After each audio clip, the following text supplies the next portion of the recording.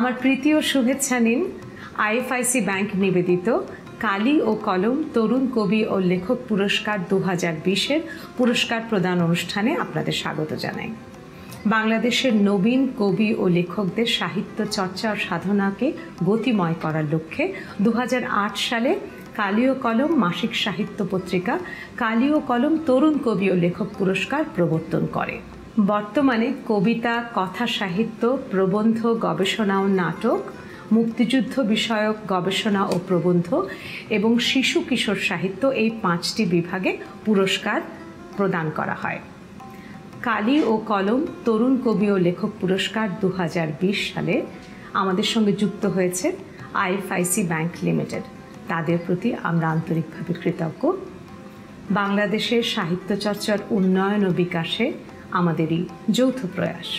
কালি ও কলম পত্রিকাটির 18 বছর পথ পরিক্রমণ সম্ভব হয়েছে পত্রিকাটির সম্পাদক মণ্ডলীর সভাপতি জাতীয় অধ্যাপক আনিসুজ্জামান এবং সম্পাদক আবুল হাসনাতের সযত্ন পরিচর্যায়। তাঁদের অবর্তমানে আজকের এই আয়োজন বড়ই অসম্পূর্ণ। আমাদের মাঝে আরও নেই কালি ও কলমের শরীদ শামসুজ্জামান খান, বোরহানউদ্দিন খান জাহাঙ্গীর, কামাল লোহানী, রশিদ হায়দার, শঙ্খ ঘোষ, অলোক রঞ্জন দাশগুপ্ত, দেবেশ রায়, হাবিবুল্লাহ সিরাজি, আবুল মকসুদ, সাজেদুল আউয়াল সহ আরও অনেকে। তাঁদের প্রত্যেকের স্মৃতির প্রতি গভীর শ্রদ্ধা নিবেদন করছি। আজকের অনুষ্ঠানে প্রথমে স্মরণ, তারপর আইএফআইসি ব্যাংক নিবেদিত কালি ও কলম তরুণ কবি ও লেখক পুরস্কার 2020-এর আনুষ্ঠানিক ঘোষণা এবং শেষে রবীন্দ্রনাথের গান। এই মুহূর্তে সবচেয়ে বেশি মনে পড়ছে আমাদের সকলের শ্রদ্ধেয় অধ্যাপক আনিসুজ্জামান স্যারকে। তাঁর স্মৃতির প্রতি শ্রদ্ধা নিবেদন করছি। বাংলাদেশের শীর্ষ গবেষক, সংস্কৃতিতাত্ত্বিক ও চিন্তাবিদ অধ্যাপক আনিসুজ্জামান। জন্ম 1937 সালে কলকাতায়।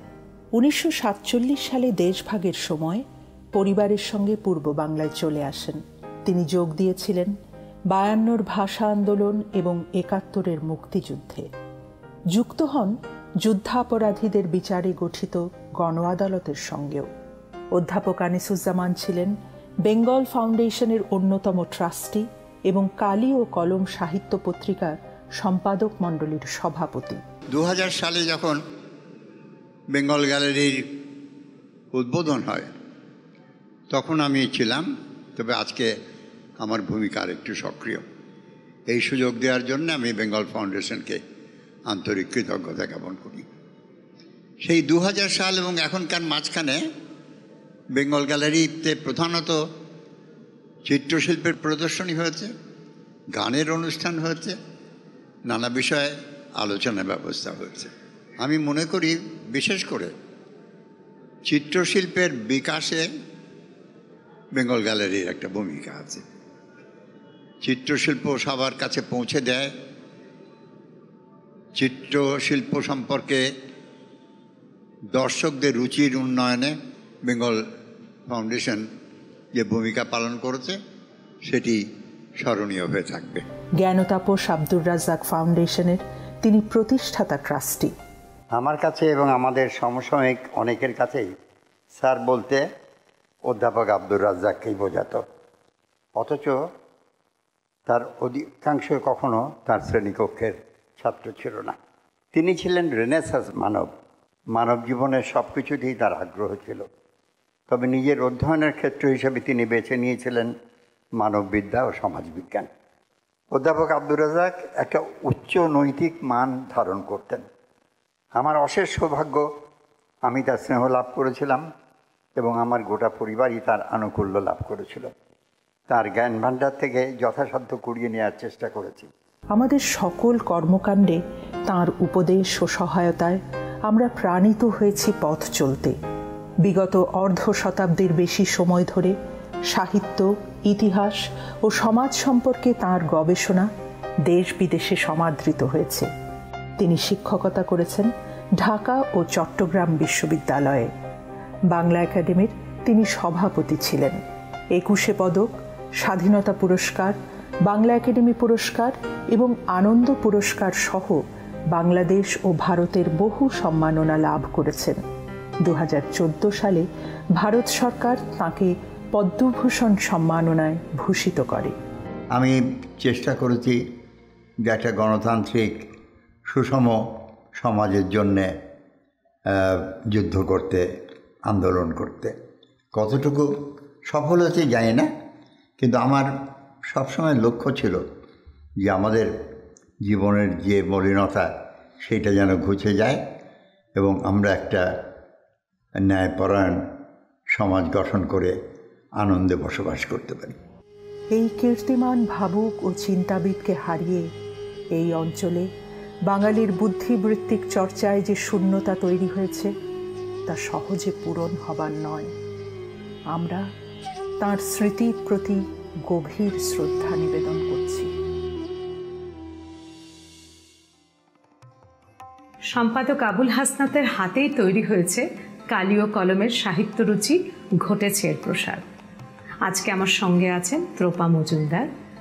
আপনাকে অনুরোধ করব আবুল হাসনাত স্মরণে যদি একটি কবিতা পাঠ করতে। নিশ্চয়ই। কোনো একদিন ভুবন ডাঙায় নিসর্গের ছোঁয়া নিয়ে তবু একদিন সত্তা খুঁজে ঘৃণা করেছি সর্বরীর চঞ্চলতা। নরকের দাহে জ্বলতে জ্বলতে দেখেছি এখানেই প্রাকৃতিক উপমা। সেই রৌদ্রে, সেই বৃষ্টিতে বিষাদ কি ছিল চেনা? অথচ নিত্য ছিল শূন্যতায় সখ্যের দরজার লাল তারা। ফেলে দিয়ে সব কিছু প্রতীক্ষায় কেটেছে আমার বেলা। অনন্যার কণ্ঠে রবীন্দ্রনাথের গান শুনি গোধূলির আভায়। হত্যা, আত্মহত্যা, স্বেচ্ছা নির্বাসন মিলিয়ে যায় অর্কেস্ট্রায়। স্তব্ধতায় ভুবন ডাঙায় আমি খুঁজে দেখি সত্তা, আত্মপরিচয়। ছিন্ন বন্ধুত্বে কোন পুণ্য বলে প্রতিদিন সূর্য ওঠে, সূর্য ডোবে, ফুল তুলি, সহাস্যে হাসি, ঘৃণার আবর্তে, মৃত্যুর ছায়ায়। আবুল হাসনাত বেশি পরিচিত হয়েছিলেন সফল সম্পাদক হিসেবে, কিন্তু পাঠ পঠনের পাশাপাশি নিভৃতে চালিয়ে গেছেন তাঁর লেখালেখি। তাঁর লেখক নাম মাহমুদ আল জামান। যে কবিতাটি আমি পড়লাম সেটি তাঁর রচিত ভুবনডাঙার মেঘ ও নধর কালো বেড়াল গ্রন্থে প্রকাশিত হয় 2014 সালে।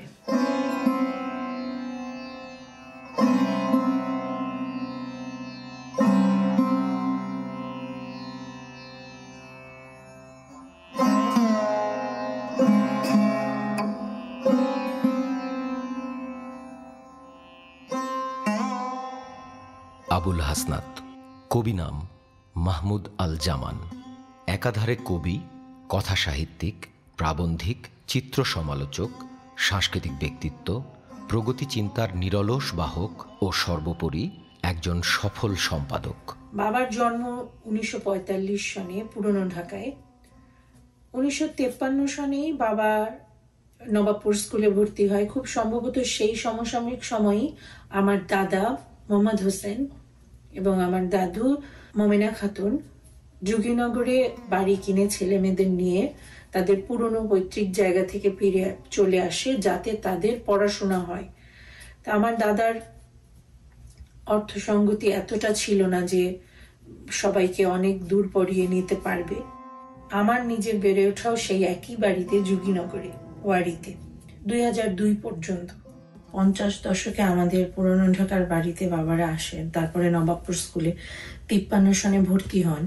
ওই সময় বাবা পরপর চিত্রকলার কিংবদন্তি 3 জন শিক্ষককে পান। একজন হচ্ছেন মোহাম্মদ কিবরিয়া, কাজী আব্দুল বাসেত এবং মুর্তজা বশি।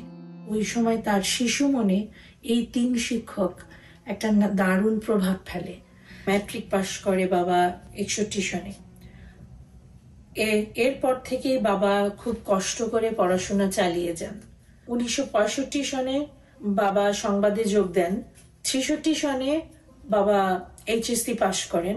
সেই সময়ে বাবা সংবাদে কাজ করে পড়াশোনা চালিয়ে যান। প্রথমে স্পোর্টস রিপোর্টার ছিলেন, তারপরে সাহিত্য পাতার দায়িত্ব পান। 2 যুগেরও বেশি সময় তাঁর সম্পাদনায় সংবাদ সাময়িকী হয়ে ওঠে এদেশের সাহিত্যের দর্পণ। 2004 সালে আবুল হাসনাতের সম্পাদনায় আত্মপ্রকাশ করে মাসিক সাহিত্য পত্রিকা কালি ও কলম। হাসনাত ভাই মতি ভাইয়ের খুব ক্লোজ ফ্রেন্ড ছিলেন। মতি ভাই আমাকে ওনার সঙ্গে আলাপ করে দিয়েছেন এবং বলছেন যে তোমার সাহিত্য পত্রিকা যদি করো, দ্য বেস্ট পার্সন যে নাকি এটা পুরো জিনিসটা গোছাতে পারবে ইজ হাসনাত। হাসনাত ভাইকে তো খুব কাছ থেকে দেখছি, বিকজ আমরা 2004 সাল থেকে একসঙ্গে কাজ করি। উনি যে একটা বড় মাপের মানুষ এটা কোনোভাবেই উনি বোঝাতে চান না, কোনো কারণেই। হাঁটা চলা ফেরা, ওঠা বসা, খাবার দাবার সব জায়গায় ওনার একটা এত বেশি বিনয়ী ছিলেন উনি যে ওনাকে কিছু বলতেও আমার ভয় লাগতো যে আমার কখন না ভেঙে যায়। সচরাচর এই ধরনের মানুষ পাওয়া যায় না। উনি একদম এত সাবমিসিভেতে এরকম একটা কিছু করা যায় কি না, মানে ওটা যে করা যায় ওটা কোনোদিন উনি বলতেন না। এত বড় একটা ইন্টারেস্ট উনি সবসময় লুকিয়ে রাখতেন। সেটা হচ্ছে যে ছবি যে কালেক্ট করতেন উনি, শত শত ছবি ওনার, প্রত্যেকটা ছবি ভালো ছবি, এবং উনি ছবি বুঝতেন খুব ভালো। সবচেয়ে বড় কথা হচ্ছে সব মানুষের ছবি বোঝেন না, উনি আবার ছবিটা বুঝতেনও ভালো। এবং এই কালি ও কলমের যে এত বছরের সংখ্যার মধ্যে যে কোন ছবিটা যাবে, কোন গল্পটার সাথে কার ছবিটা ভালো যাবে, এটা একটা বুঝবার ব্যাপার। তো সবগুলো পত্রিকা দেখলে বোঝা যায় যে একটা মানুষ কত চৌকস ছিল, কত চিন্তা ভাবনা করতো, এবং ইলাস্ট্রেশন থেকে আরম্ভ করে গেট আপ থেকে আরম্ভ করে ফ্রন্ট পেজে থেকে আরম্ভ করে প্রত্যেককে ধরে ধরে সাজাতো। চিত্রকলা বিষয়ক পত্রিকা শিল্প ও শিল্পীরও সম্পাদক ছিলেন তিনি। নির্বাহী পরিচালক হিসেবে বেঙ্গল পাবলিকেশনসকে দাঁড় করিয়েছিলেন ভিন্ন রুচির মননশীল ও সৃজনশীল প্রকাশনা সংস্থা হিসেবে। আবুল হাসনাতের দিক নির্দেশনা ও পরিকল্পনায় দীর্ঘ পথ পাড়ি দিয়েছে কালি ও কলম। সেই ধারায় এখনও অব্যাহত আছে কালি ও কলমের নিয়মিত প্রকাশনা। প্রচ্ছন্নে থেকে নেতৃত্ব দিয়েছেন আরও পত্রপত্রিকা ও সাহিত্য সংকলনের।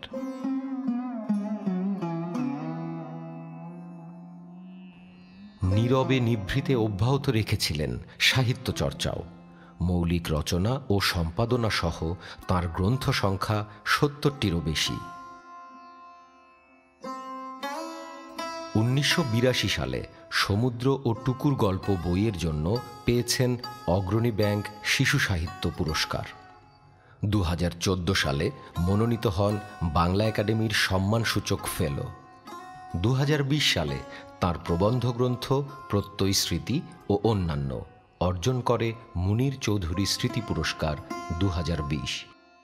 এদেশের প্রগতিশীল সাংস্কৃতিক পরিমণ্ডলের সঙ্গেও ছিল তাঁর নিবিড় সম্পর্ক। যুক্ত ছিলেন ছায়ানট সহ বহু দেশীয় ও আন্তর্জাতিক সাহিত্য সাংস্কৃতিক সংগঠনের সঙ্গে। আমরা ছাত্র জীবনে ঢাকা কলেজ থেকে বিশ্ববিদ্যালয় জীবনে বাংলাদেশ ছাত্র ইউনিয়ন তৎকালীন পূর্ব পাকিস্তান ছাত্র ইউনিয়নে খুব সক্রিয় ছিলাম। সংসদে আমি সাধারণ সম্পাদক ছিলাম, আমার পরে আবুল হাসনাত সাধারণ সম্পাদক, তারপরে হাসনাত সভাপতি, মাহফুজা নাম সাধারণ সম্পাদক। তখন গানের অনুষ্ঠান, সংকলন প্রকাশনা, পোস্টার তৈরি করা, আমাদের বিভিন্ন অনুষ্ঠানের স্টেজ সাজানো, তো বিশ্বাস করেন সেই সংকলনগুলিতে বাংলাদেশের সেরা লেখক কবিরা লিখতেন, সেরা শিল্পীদের ছবি আমরা প্রকাশ করতাম। হাসনাত ভাইয়ের সঙ্গে আমার ঘনিষ্ঠতা প্রায় 52 বছরের। 1966 সাল থেকে আমরা একসঙ্গে কাজ করছি বিভিন্নভাবে। আমরা যে ছাত্র সংগঠন করতাম সেটির 21-এর যে সংকলনগুলো বের হতো সেখানে একটা দুটোতে আমার নামও সম্পাদক হিসেবে প্রকাশিত হয়েছে, কিন্তু আসলে কাজটি করতেন হাসনাত ভাই। বাবার যে পড়াশোনার আগ্রহ সেইটার ক্ষেত্রে বাবাকে উৎসাহী করে তোলা, সেই জায়গাটা আমার দাদুর খুব বড় ভূমিকা আছে। দাদু নিজে বাংলা জানতেন না, কিন্তু বাবাকে খুব উৎসাহ দিতেন। সেই জায়গা থেকে বাবা এত ভালো বাংলা সাহিত্যের চর্চা করেছেন, পঠন পাঠন। যে বইটা বাবার ভালো লাগতো সেটা একবার পড়তো না, পড়েই যেত, 10 বার পড়তো হয়তো। কারণ বইটা থেকে নতুনভাবে বইটাকে আবিষ্কার যে করা যায় জীবনের বিভিন্ন সময়। একই গান জীবনের বিভিন্ন সময় বিভিন্ন উপলব্ধিতে ধরা দেয়, সেই গল্পগুলো আমি বাবার সাথে খুব করতাম। নানাবিধ কাজের মধ্য দিয়ে বাঙালির মনোগঠনের পরিচ্ছন্ন ভাবধারা, স্বরূপের অনুসন্ধান ও বহুত্ববাদী সংস্কৃতির ভাবনা চিন্তায় নতুন মাত্রা সঞ্চার করেছিলেন। বিশেষত এদেশে শিল্পকলা বিষয়ে মানুষকে উৎসাহী এবং গ্রন্থপাঠে আগ্রহী ও পাঠরুচি তৈরিতে তাঁর ভূমিকা অনস্বীকার্য। কৈশোর উত্তীর্ণ কাল থেকে গড়ে ওঠা সামাজিক দায় ও অঙ্গীকার আবুল হাসনাতকে চালিত করেছে বহুমুখীন সাংস্কৃতিক, সাহিত্যিক ও সামাজিক রাজনৈতিক আন্দোলনের সাথে একাত্ম হতে। এই দায় আমৃত্যু তিনি বহন করেছেন। মার্চ মাসে বাবা যখন বাসা থেকে কলকাতার উদ্দেশ্যে যায় মুক্তিযুদ্ধে অংশ নেবার জন্য, কমিউনিস্ট পার্টির কোঅর্ডিনেশনের গুরুদায়িত্বটা পালন করেন। আগরতলা, কলকাতা এবং ঢাকার এই লিয়াজোর কাজটা করেন। ওই সময় তার যে সংগ্রাম, আমাকে বাবা বলেছে যে যুদ্ধ আমাদেরকে অনেক কিছু শিখিয়েছে। লাল গোলাপের যখন কলকাতায় মঞ্চস্থ হয়, কলকাতার অলিগলিতে ওই সময় বাবা হেঁটেছে, বিভিন্ন বড় মানুষদের সাথে থেকেছে। আমাদেরকে নিয়ে পরবর্তী সময় যখন কলকাতা গেছেন তখন সেই জায়গাগুলো ঘুরে দেখিয়েছেন। যাই হোক, হ্যাঁ, আমরা একসাথেই ছিলাম। প্ল্যাটুন কমান্ডার হলেন, হ্যাঁ, তারপরে আপনি ঢাকায় বেশ কয়েকটা অপারেশন করলেন। বঙ্গবন্ধুর মৃত্যুর পরে আপনি প্রথম প্রতিবাদী ভঙ্গিতে বঙ্গবন্ধুকে চিত্রায়িত করেছিলেন এবং মুক্তিযোদ্ধা হিসাবে মুক্তিযুদ্ধকে বিষয় করে আপনার মতো করে এই ছবি, এত সংখ্যক ছবি, এটা কি আপনি বারবার বলতে চাইছেন যে আমাদের দেশে মুক্তিযোদ্ধাদের অসীম সাহস? 16 বছর আগে যখন আমরা কালি ও কলম মাসিক সাহিত্য, শিল্প ও সংস্কৃতি বিষয়ক পত্রিকাটি বেরোলো, আমাদের অনেকের সংশয় ছিল ভালো লেখা পাওয়া এবং প্রকাশনা অব্যাহত রাখা নিয়ে। যদিও জন্মলগ্ন থেকে আমরা চেষ্টা করেছি শত প্রতিকূলতার মধ্যেও একটি উন্নত রুচি ও পরিচ্ছন্ন পত্রিকা প্রকাশে যত্নবান হতে। আমরা সকলে জানি বাংলাদেশের যে কোনো সংকটের কালে এদেশের যুব সম্প্রদায় ও তরুণ লেখকরাই অগ্রণী ভূমিকা পালন করেন। তাদের বিদ্রোহ ও অনুভবশীলতা নতুন পথ নির্মাণ করে। এই বোধকে বিবেচনায় নিয়েই আমাদের পত্রিকা কালি ও কলম হয়ে উঠেছে তরুণদের পত্রিকা। চরিত্র মাধুর্য, স্বভাব ধর্ম ও সৌজন্যে যে বিনয় ছিল তা ব্যক্তি আবুল হাসনাতকে তুলে ধরেছিল এক অনন্য উচ্চতায়। এই মানুষটিকে হারিয়ে আজ আমরা শোকাভিভূত।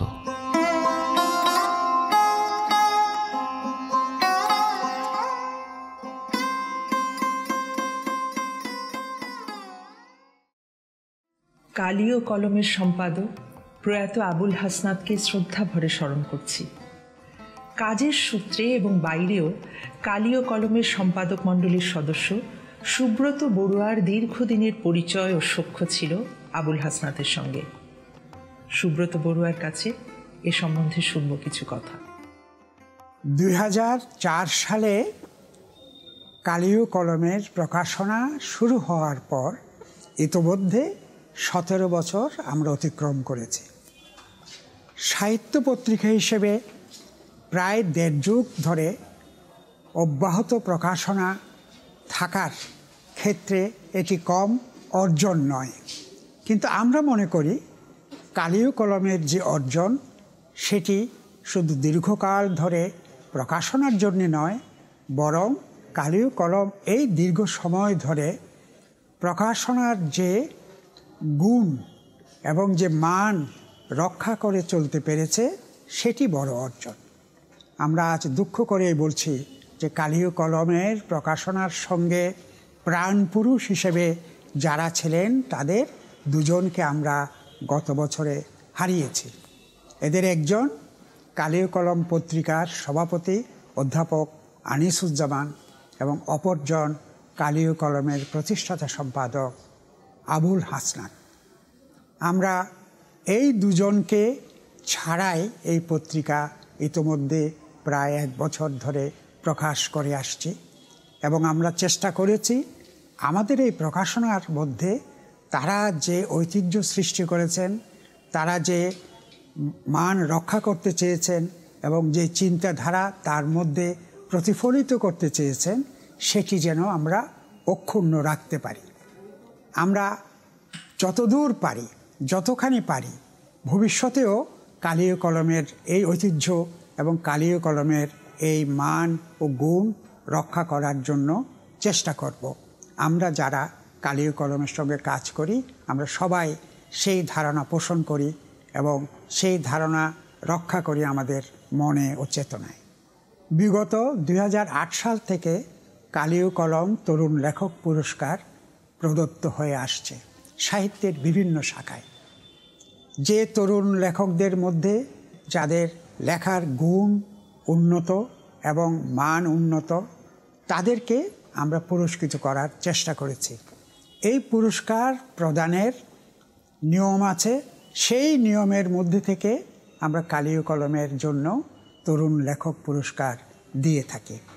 আমরা এও জানি যে কালি ও কলমের যারা তরুণ লেখক হিসেবে যারা পুরস্কৃত হয়েছেন তারা অনেকেই ইতোমধ্যে লেখক হিসেবেও নানাভাবে নানা ক্ষেত্রে তারা স্বীকৃতি লাভ করেছেন এবং আমরা মনে করি কালি ও কলমের এই উদ্যোগের এটি সার্থকতা যে আমরা নতুন লেখক সৃষ্টি করতে পেরেছি একদিকে যেমন এই পুরস্কারের সঙ্গে, অন্যদিকে তেমনি কালি ও কলম পত্রিকার মাধ্যমে আমরা আমাদের সাহিত্যের যে পাঠক, আমাদের সংস্কৃতির যে জগৎ, সেখানেও আমরা নতুন পাঠক পেয়েছি এবং পাঠকের চাহিদাকে রক্ষা করতে পেরেছি। এই চেষ্টায় আমরা আপনাদের সবারই সর্বাঙ্গীন সহযোগিতা কামনা করছি। আপনারা কালি ও কলম পত্রিকা পড়বেন যাতে আমরা এই পত্রিকাকে এগিয়ে নিয়ে যেতে পারি এবং সৎ সাহিত্য সৃষ্টি করার কাজে আমরা সহায়তা করতে পারি এবং আমাদের এই উদ্যম যেন অন্যদেরও অনুপ্রাণিত করতে পারে। আপনাদের সবাইকে আন্তরিক শুভেচ্ছা ও অভিনন্দন। আমরা শুনলাম সুব্রত বড়ুয়ার কাছ থেকে। আগেই বলেছি বাংলাদেশের নবীন লেখক কবিদের সাহিত্য চর্চা সঞ্জীবিত করতে 2008 সাল থেকে কালি ও কলম তরুণ কবি ও লেখক পুরস্কার প্রবর্তন করা হয়। চলুন দেখে আসি এই পুরস্কার সম্বন্ধে কারা কি বলছেন। এটা বলতে খুব ভালো লাগছে আমার যে বাংলাদেশে বাংলা সাহিত্য চর্চার যে গতি প্রকৃতি সে সম্বন্ধে যে ধারণাটা আমরা পাচ্ছি তরুণ লেখকদের লেখায়, সেই ধারণাটা অত্যন্ত আশাপ্রদ। কয়েকজন অত্যন্ত গুণী মানুষকে সম্মানিত করা হচ্ছে, তাদের সম্মানিত করতে গিয়ে আমরা আসলে নিজেদেরই সম্মানিত করছি। লেখকেরাই, কবিরাই, সাহিত্যিকেরাই এরাই হচ্ছেন সমাজের সবচেয়ে স্বপ্নময় স্বপ্নবান জায়গায় এদের অবস্থিতি। এদের দেখে আমার সেই বয়সের কথা মনে পড়ছে। ওদের বয়সে যখন আমি ছিলাম কত অপমান, কত লাঞ্ছনা, কত প্রত্যাখ্যানের ভেতর দিয়ে আমাদের লড়াইটা করতে হয়েছে। ওরা ভাগ্যবান যে ওরা এত অল্প বয়সে একটা স্বীকৃতি অন্তত পেল যা ওদের জীবনে উৎসাহ এবং উদ্দীপনার একটা গভীর সংযোগ ঘটিয়ে দেবে। কালি ও কলম তরুণ কবি ও লেখক পুরস্কার যারা পেয়েছেন তারা কেউই পুরস্কার পাওয়ার পর আমাদের সাহিত্য ক্ষেত্র থেকে হারিয়ে যাননি। অতএব পুরস্কার যে যথাযোগ্য হয়েছে, সৎপাত্রে পড়েছে, এ বিষয়ে সন্দেহের অবকাশ কম। আমাকে যখন বহু বছর আগে আনিতে বললেন উপন্যাস লিখতে ধারাবাহিকভাবে, আমি না বলতে চেয়েছিলাম। কে কালি ও কলম ঢাকা থেকে বেরোয়, আমার কোনো অভিজ্ঞতা, আমার কোনো দেখা ছিল না। তা আমি লিখতে হয় তাই লেখা এরকম লিখছিলাম। প্রথম সকালে যখন আমার হাতে এলো আমি চমকে উঠলাম, এই কী করেছি আমি, এই লেখা কেন লিখেছি আমি। আমার মনে হলো আমি একেবারে বেয়াদবি চূড়ান্ত করেছি। একটা সিরিয়াস কাগজ যার প্রতিটি লাইনে লাইনে লেখকরা ভাবনা চিন্তা করেছেন সিরিয়াসভাবে, সেখানে আমি একটা হাস্যকর একটা উপন্যাস লিখছি যার সঙ্গে মাটির কোনো যোগ নেই। সেটার জন্য আমার মার্জনা চাওয়া উচিত। নিঃসন্দেহে আজকে একটি ব্যতিক্রমী অনুষ্ঠান।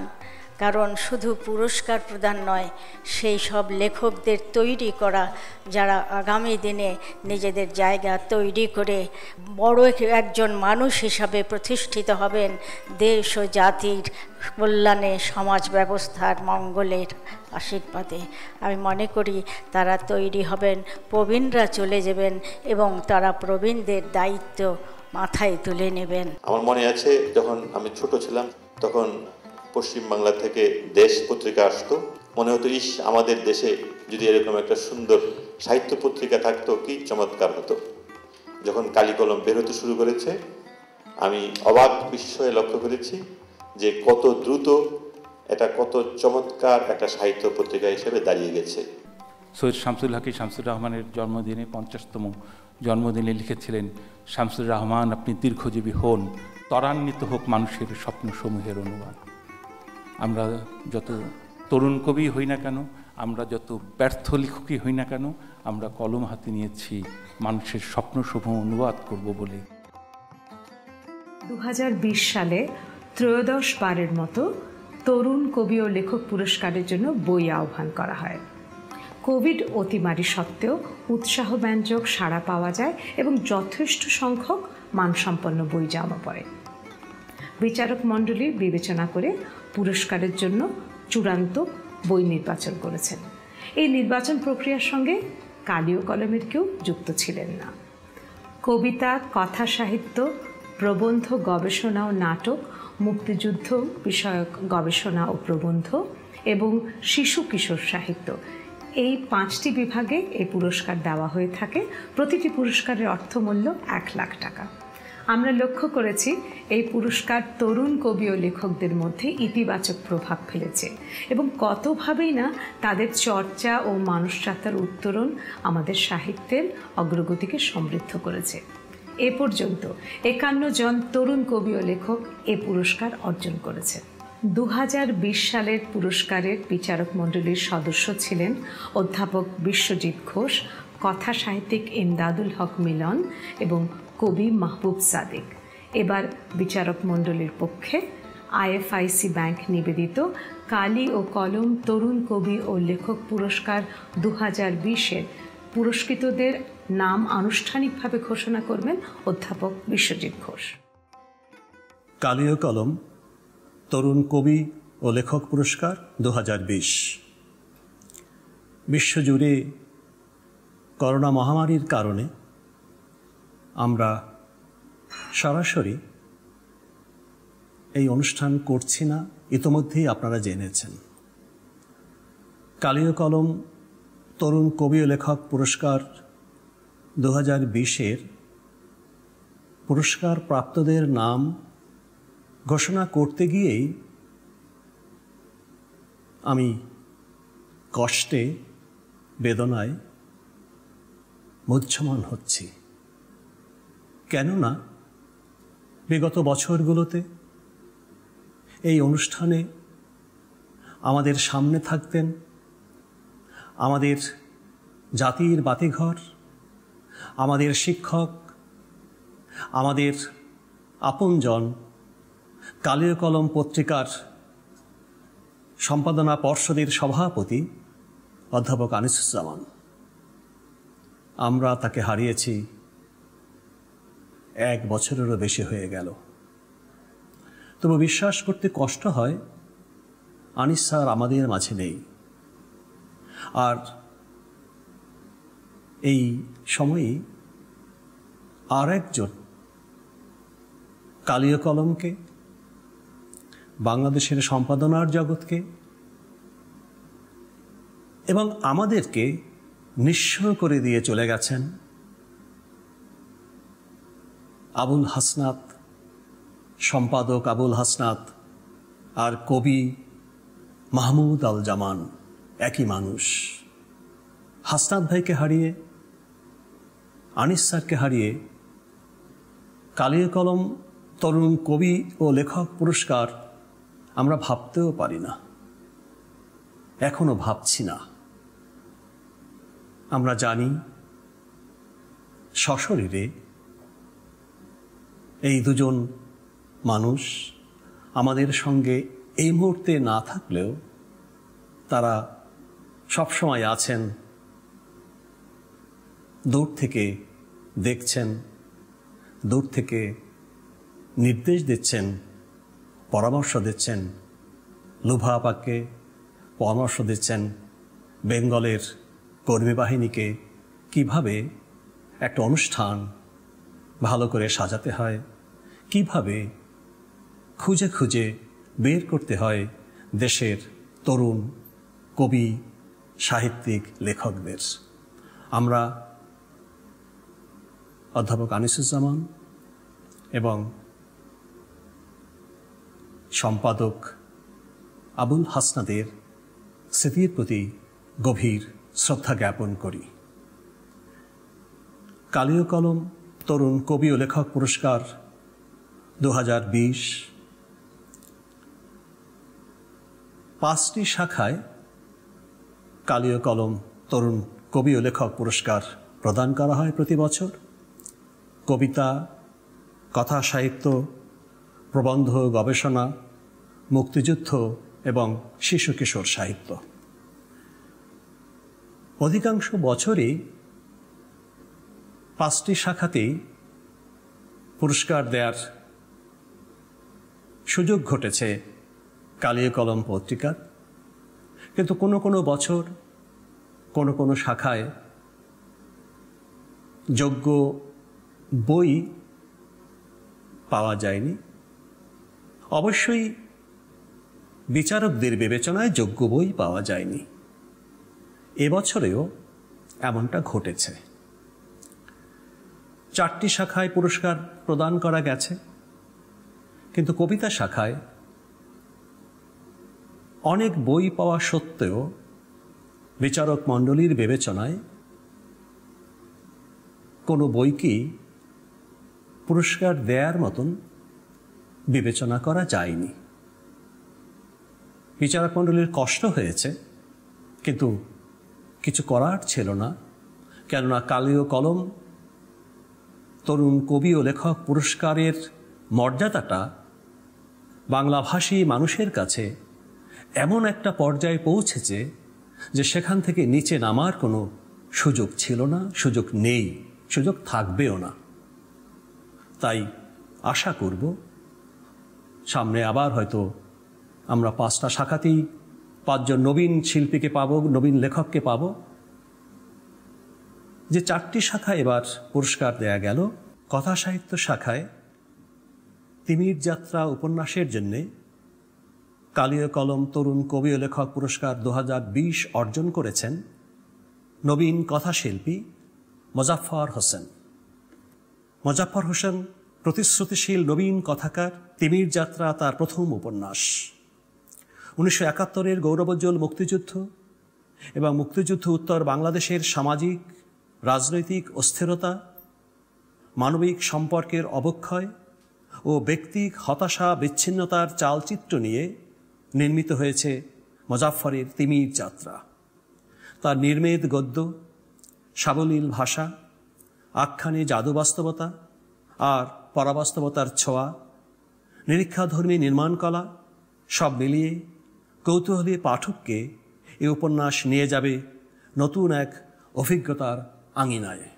প্রবন্ধ ও গবেষণা শাখায় চলচ্চিত্রনামা গবেষণা গ্রন্থের জন্যে কালিও কলম তরুণ কবি ও লেখক পুরস্কার 2020 অর্জন করেছেন মাসুদ পারভেজ। চলচ্চিত্র বিষয়ক 13টি প্রবন্ধের সংকলন মাসুদ পারভেজের চলচ্চিত্রনামা। ইতিহাস, ব্যক্তি ও চলচ্চিত্র এই ত্রিমাত্রিক উপধারায় বিন্যস্ত প্রবন্ধগুচ্ছে উঠে এসেছে চলচ্চিত্রের নানা বিষয় ও প্রবণতা। মাসুদ পারভেজের ভাষা বিশ্লেষণাত্মক, ব্যাখ্যা মৌলিকতার পরিচয়বাহী। কৌতূহলী পাঠক এবং চলচ্চিত্র বিষয়ে বিদ্যায়তনিক পর্যায়ে যারা অধ্যয়ন করেন তাদের কাছে চলচ্চিত্রনামা আদরণীয় হবে বলে আমাদের গভীর বিশ্বাস। মুক্তিযুদ্ধভিত্তিক সাহিত্য শাখায় 1971 বিধ্বস্ত বাড়িয়ায় শুধুই লাশ এবং গবেষণা গ্রন্থের জন্যে কালিও কলম তরুণ কবি ও লেখক পুরস্কার 2020 অর্জন করেছেন ইজাজ আহমেদ মিলন। ইজাজ আহমেদ মিলনের 1971 বিধ্বস্ত বাড়িয়ায় শুধুই লাশ এবং শীর্ষক গ্রন্থটি বাংলাদেশের গাজীপুরের বাড়িয়া এলাকায় ছড়িয়ে থাকা মুক্তিযুদ্ধকালীন দুঃসহ করুণ স্মৃতি ও কাহিনীর অন্তরঙ্গ রূপচিত্র। ইজাজ আহমেদ মিলন নতুন লেখক নন, ইতোমধ্যে তিনি কবি এবং সাংবাদিক হিসেবে পরিচিতি লাভ করেছেন। মুক্তিযুদ্ধ বিষয়ে তিনি গভীরভাবে অনুসন্ধিৎসু। বর্তমান গ্রন্থটি তার সেই অনুসন্ধিৎসু চেতনার পরিচয় বহন করছে।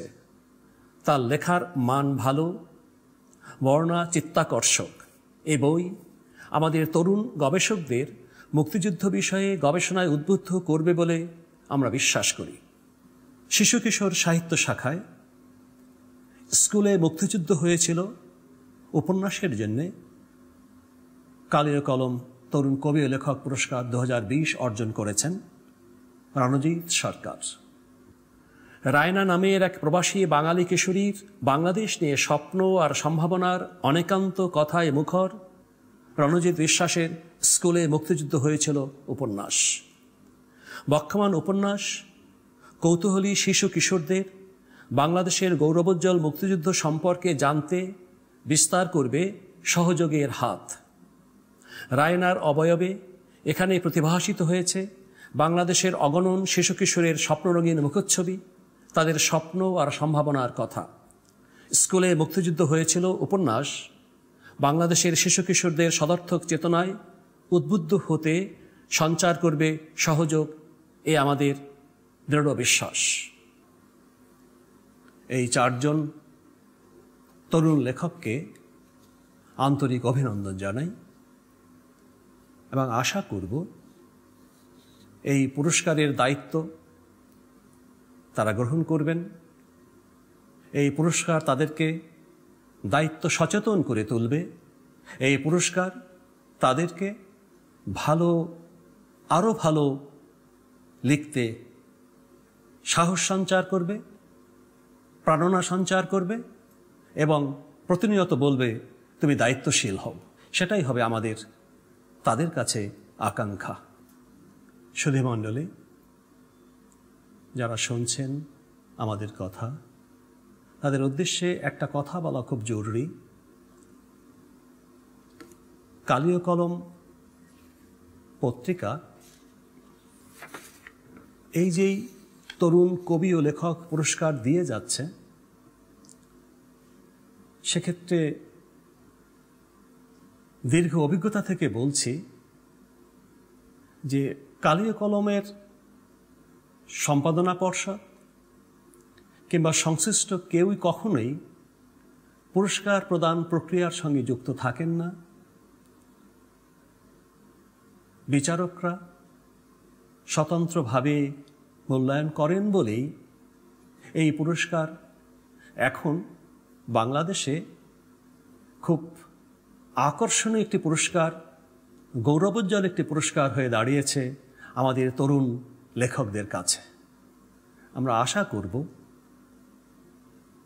পুরস্কারের জন্যে কেউ লিখব না, বরং লিখতে লিখতেই পুরস্কার পেয়ে যাব। কেননা ভালো লেখার সবচেয়ে বড় পুরস্কার পাঠকের ভালোবাসা, এবং সে কথাই আমাদের কাছে মুখ্য হয়ে থাক। আজকের এই বিপন্ন মহামারী আক্রান্ত পৃথিবীতে আজকের এই অনুষ্ঠানটিও কিন্তু এক ধরনের সাহস সঞ্চার করবে শ্রোতৃমণ্ডলীর কাছে।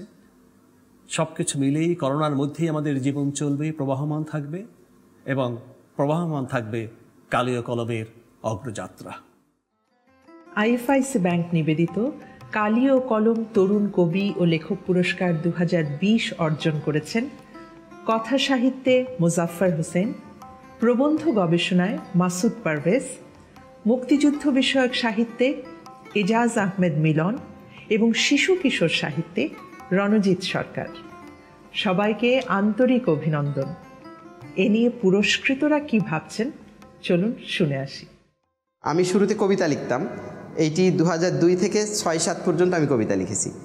আব্দুল শাকুর যখন আমার প্রথম বইটি ছোট গল্পের বই 2011 সালে প্রকাশিত হয়, তখন আব্দুল শাকুর বললেন যে তোমার আসলে কবিতা ওই অর্থে হচ্ছে না, ছোট গল্পটাকেই তুমি অবলম্বন করো, ছোট গল্পটা তোমার শুরুটা ভালো হচ্ছে। তার কথাতেই বলবো যে ছোট গল্পটা আমি লিখতে শুরু করলাম। এ পর্যন্ত 7টি ছোট গল্পের বই প্রকাশিত হয়েছে এবং 2টি উল্লেখযোগ্য পুরস্কারও আমি ছোট গল্পের জন্য পেয়েছি। কিন্তু হাসনাত ভাই আমাকে বললেন যে না, আমাদের তরুণদের মধ্যে প্রবন্ধ লেখার প্রবণতা কম, আপনি প্রবন্ধ লিখবেন কালি ও কলমে। ফলে যেটা হলো, শুরু থেকে শেষ পর্যন্ত আমি কালি ও কলমে কখনোই কোনো গল্প পাঠাইনি, প্রবন্ধ পাঠিয়েছি এবং উনি প্রবন্ধই ছেপেছেন, কখনো কখনো অনুবাদ ছেপেছেন। তো আমার একটা অন্য সত্তার যে বিকাশ, এই বিকাশটাও এই মাধ্যমেই বলবো যে তৈরি হয়েছে। এরপর যেটা আমার জন্য আরও একটা বলবো যে আরেকটি ধাপ এগিয়ে যাওয়া, হাসনাত ভাই আমাকে ফোন করলেন সম্ভবত 2017-18 দিকেই হবে।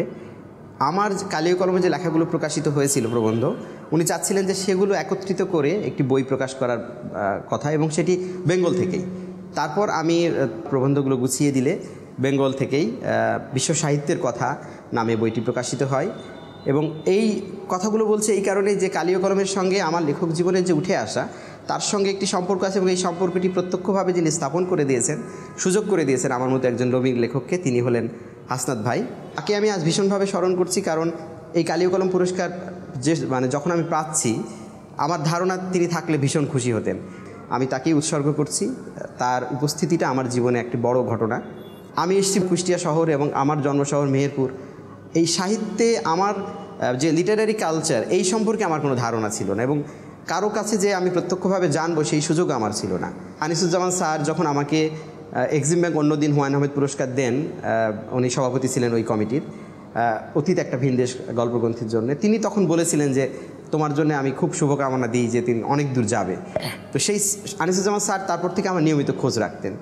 একই সঙ্গে শামসুজ্জামান খান স্যারের কথা স্মরণ করি এবং হাবিবুল্লাহ সিরাজি, এই ব্যক্তিগুলোকে আমি ভীষণভাবে অনুভব করছি এই মুহূর্তে।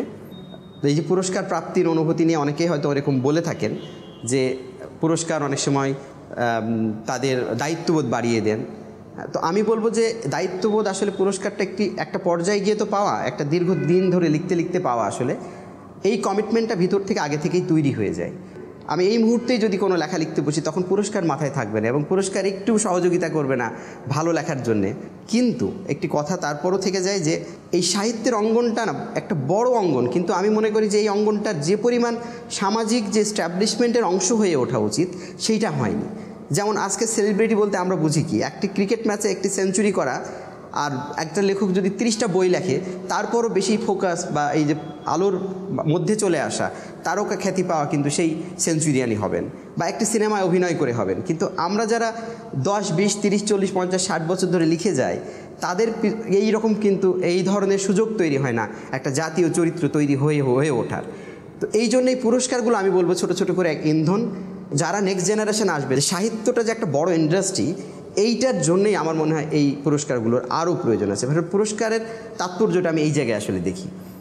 আজকে দুজন মানুষের কথা আমি ভীষণভাবে অনুভব করছি, আমার বাবা মা, কারণ তারা আর নেই।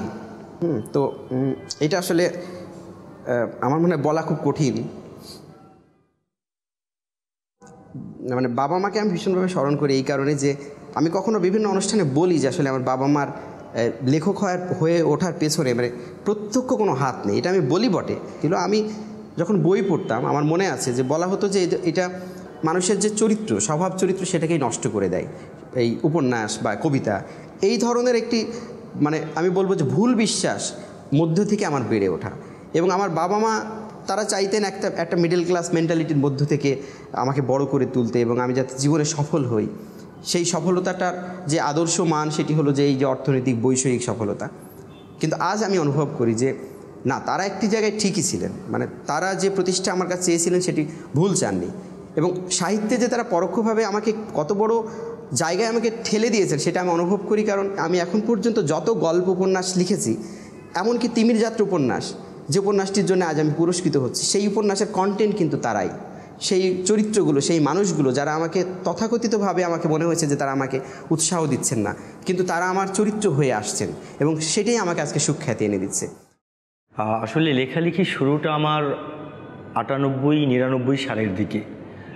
সেটাও একটা বড় উৎসাহ হিসেবে কাজ করেছিল। আমি লেখালেখি যখন শুরু করেছি তখন আব্দুল গাফফার চৌধুরীর আমার ভাইয়ের রক্তে রাঙানো 21শে ফেব্রুয়ারি আমি কি ভুলিতে পারি, এই গানটি আসলে আমার লেখালেখি করবার একমাত্র উৎসাহ প্রেরণা হিসেবে আমি মনে করি। আমার প্রথম লেখা ইত্তেফাকে ছাপা হয়েছিল। তো তখন আমি 7 বা 8 পড়ি। আমার প্রথম কাব্যগ্রন্থ নষ্ট শরীর ভিজে না রৌদ্র জলে, সিটি আনন্দ আলো সাহিত্য পুরস্কারটা 2009 সালে পেয়েছি। এটা আমার একটা বড় উৎসাহের জায়গা এবং বড় একটা প্রেরণার জায়গা হিসেবে কাজ করেছে। পরবর্তী সময়ে বেছে নিলাম এই মুক্তিযুদ্ধ, কিভাবে মুক্তিযুদ্ধকে এই প্রজন্মের কাছে নানা অজানা অধ্যায় মানুষের কাছে তুলে আনা যায় সেটা নিয়ে কাজ করতে শুরু করলাম। 1971 বিধ্বস্ত বাড়িয়ায় শুধুই লাশ। 1971 সালের 14 মে, সেটা হলো গাজীপুরের একটা অঞ্চল আছে বাড়িয়া, ওটা হচ্ছে বেলাই বিলের 3 দিকেই বিল, সেই বিল অধ্যুষিত একটি গ্রাম। পাকিস্তানের সেই নরপশুর দল ওই গ্রামটিতে ঝাঁপিয়ে পড়ে। কিছু মানুষ আছে যারা ওই বেলাই বিলটা পার হয়ে ওপারে গিয়ে বাঁচার চেষ্টা করেছিলেন কেউ, কিন্তু এরই মধ্যে মাত্র 4 ঘন্টার মিশন ছিল তাদের, 300 মানুষ তারা মেরে ফেলে। সেই বেলাইয়ের জল লালে লাল হয়ে যায়। এই সমস্ত বিষয়ই এই বইটার মধ্যে উঠিয়ে আনবার চেষ্টা করেছি। আমি যখন কাজটা শুরু করেছি আমার তো একদমই প্রত্যন্ত গ্রামে আমার জন্ম, বেড়ে ওঠা, শৈশব কৈশোর সেখানেই। সেই এলাকার মানুষগুলো প্রথমে না আমার এই কাজগুলোকে কোনোভাবেই সাপোর্ট করেনি, আমাকে ভেঙে দিতে চাইতেন, কিন্তু সেই ভাঙাটা আমি কোনোভাবেই গ্রহণ করিনি, সেটাকে উৎসাহ প্রেরণা হিসেবে নিয়েছি। তো সবচেয়ে বড় বিষয় হলো যে আমার বাবা খেটে খাওয়া একজন মানুষ, খুব কষ্ট করে আমাকে মানুষ করেছেন। আমার বাবার প্রতি খুব বেশি কৃতজ্ঞতা থাকবে যে তিনি আমাকে কষ্ট করে হলেও আমাকে স্বপ্নটা দেখাতে পেরেছিলেন। আমরা না স্বপ্ন দেখতে ভয় পাই, কিন্তু আমার বাবা আমাকে স্বপ্ন দেখাতে পেরেছিলেন। আমার স্ত্রীও আমার ছায়া সঙ্গী হিসেবে কাছে থেকেছেন, উৎসাহ প্রেরণা দিয়েছেন সব সময়। আরেকটা ব্যাপার, এই কালিউ কলম যে পুরস্কারটি, এটা হচ্ছে আমার একটা স্বপ্ন, খুব বড় মাপের স্বপ্ন, যেই স্বপ্নটা সুদীর্ঘকাল ধরে আমার হৃদয়ের ভেতরে খুব যত্ন করে লালন করছিলাম। আমার প্রথম বই বের হয় 2009 সালে, কালিউ কলম পুরস্কার প্রবর্তিত হয় 2008 সালে। তো আমি পরের বছরই আমার প্রথম বইটি কালিউ কলম পুরস্কারের জন্য পাঠিয়েছিলাম। এইভাবে গত 10-11 বছর, 11 বছরই 11টা বই পাঠিয়েছি আমি। আমার 11টা বই এর মধ্যে বেরিয়েছে। আমরা বলি না যে বাংলাদেশে আমাদের এই স্বাধীনতা অর্জনের জন্য 30 লাখ মানুষ, 30 লাখ নারী পুরুষ শিশু শহীদ হয়েছে। এটা তো আমাদের কমন কথা, আমরা সবাই জানি বলিও, কিন্তু আসলে এদের নামগুলোকে আমরা শনাক্ত করতে পেরেছি এই 50 বছরেও, 51 বছরেও। আমার মনে হয় আমরা যদি প্রত্যেকেই তার নিজ নিজ জায়গা থেকে এই প্রজন্মের ঝাঁপিয়ে পড়া উচিত, এবং সেইটা ঝাঁপিয়ে পড়বার জন্য, কাজ করবার জন্য আমাদের মতো তরুণরা এগিয়ে আসবে। সেই এগিয়ে আসার পেছনে এই কালিউ কলমের মতো পুরস্কার খুব বেশি উৎসাহ হিসেবে, খুব প্রেরণা হিসেবে কাজ করবে। আমার আহ্বান থাকবে এই প্রজন্ম আমরা যারা আছি লিখিত আকারে মানুষকে জানাতে পারি, সেই ভূমিকাটা আমাকে পালন করতে হবে, আমার মতো তরুণ যারা আছে তাদের পালন করতে হবে, আমাদের পালন করতে হবে। এর জন্য কালি কলম অত্যন্ত গুরুত্বপূর্ণ ভূমিকা পালন করছে যে এরকম একটা ক্যাটাগরি রেখেছে। IFIC ব্যাংক কালিও কলম তরুণ লেখক পুরস্কার 2020-এর জন্য আমার চলচ্চিত্র নামা বইটি প্রবন্ধ ও গবেষণা বিভাগে মনোনীত হওয়ায় পুরস্কার সংশ্লিষ্ট সবাইকে ধন্যবাদ জানাচ্ছি। অতিমারির এই সময়ে যখন মানসিক অবসাদে ভুগছি, সে সময় পুরস্কার প্রাপ্তির এই খবরটি কিছুটা হলেও আমাকে মানসিক প্রশান্তি দিয়েছে। এই আনন্দ কয়েক গুণ বেড়ে যেত যদি ক্লাসরুমে আমার শিক্ষার্থীদের সাথে এই সংবাদটি শেয়ার করতে পারতাম। আমি প্রথমেই আমার শিক্ষার্থীদের কাছে এই আনন্দের সংবাদটি পৌঁছে দিচ্ছি। আমার এই পুরস্কার প্রাপ্তির সাথে আমি একটু যুক্ত করতে চাই রাজশাহী বিশ্ববিদ্যালয় থেকে প্রকাশিত ম্যাজিক লণ্ঠন পত্রিকার গোষ্ঠীর কথা। তারা বিভিন্ন সময় আমার এই প্রবন্ধগুলো প্রকাশ করেছিল এবং আমাকে চলচ্চিত্র বিষয়ক লেখালেখির ক্ষেত্রে অনুপ্রেরণা জুগিয়েছে। আমি একই সাথে স্মরণ করছি আমার পরিবারের যারা আছেন তাদের কথা, আমার শাহজালাল বিজ্ঞান ও প্রযুক্তি বিশ্ববিদ্যালয়ের সহকর্মীদের কথা। আমি স্মরণ করছি আমার প্রয়াত শিক্ষক, কবি, প্রাবন্ধিক হিমেল বরকত স্যারকে।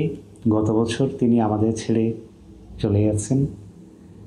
আমার এই পুরস্কারটি আমি হিমেল বরকত স্যারকে উৎসর্গ করছি।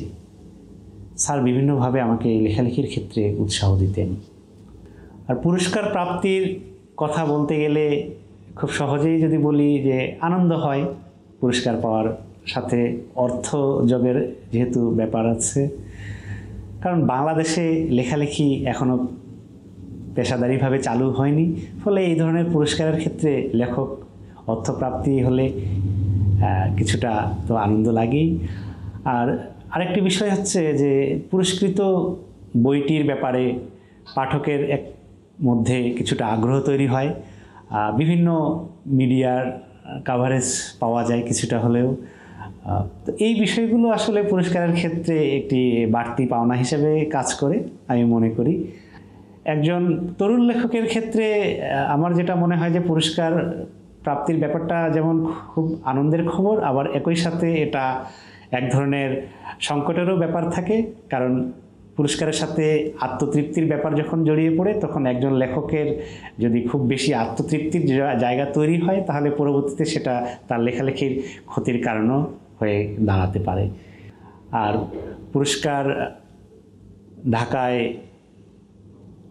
আনতে যেতে পারছি না, এজন্য আমি দুঃখিত।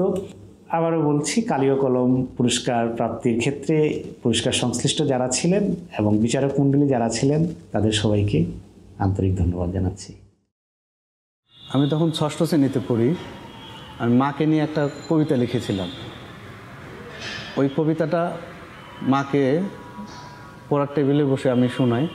পরে কবিতা পড়ার শেষে মা কান্না করলেন, আমিও কান্না করলাম।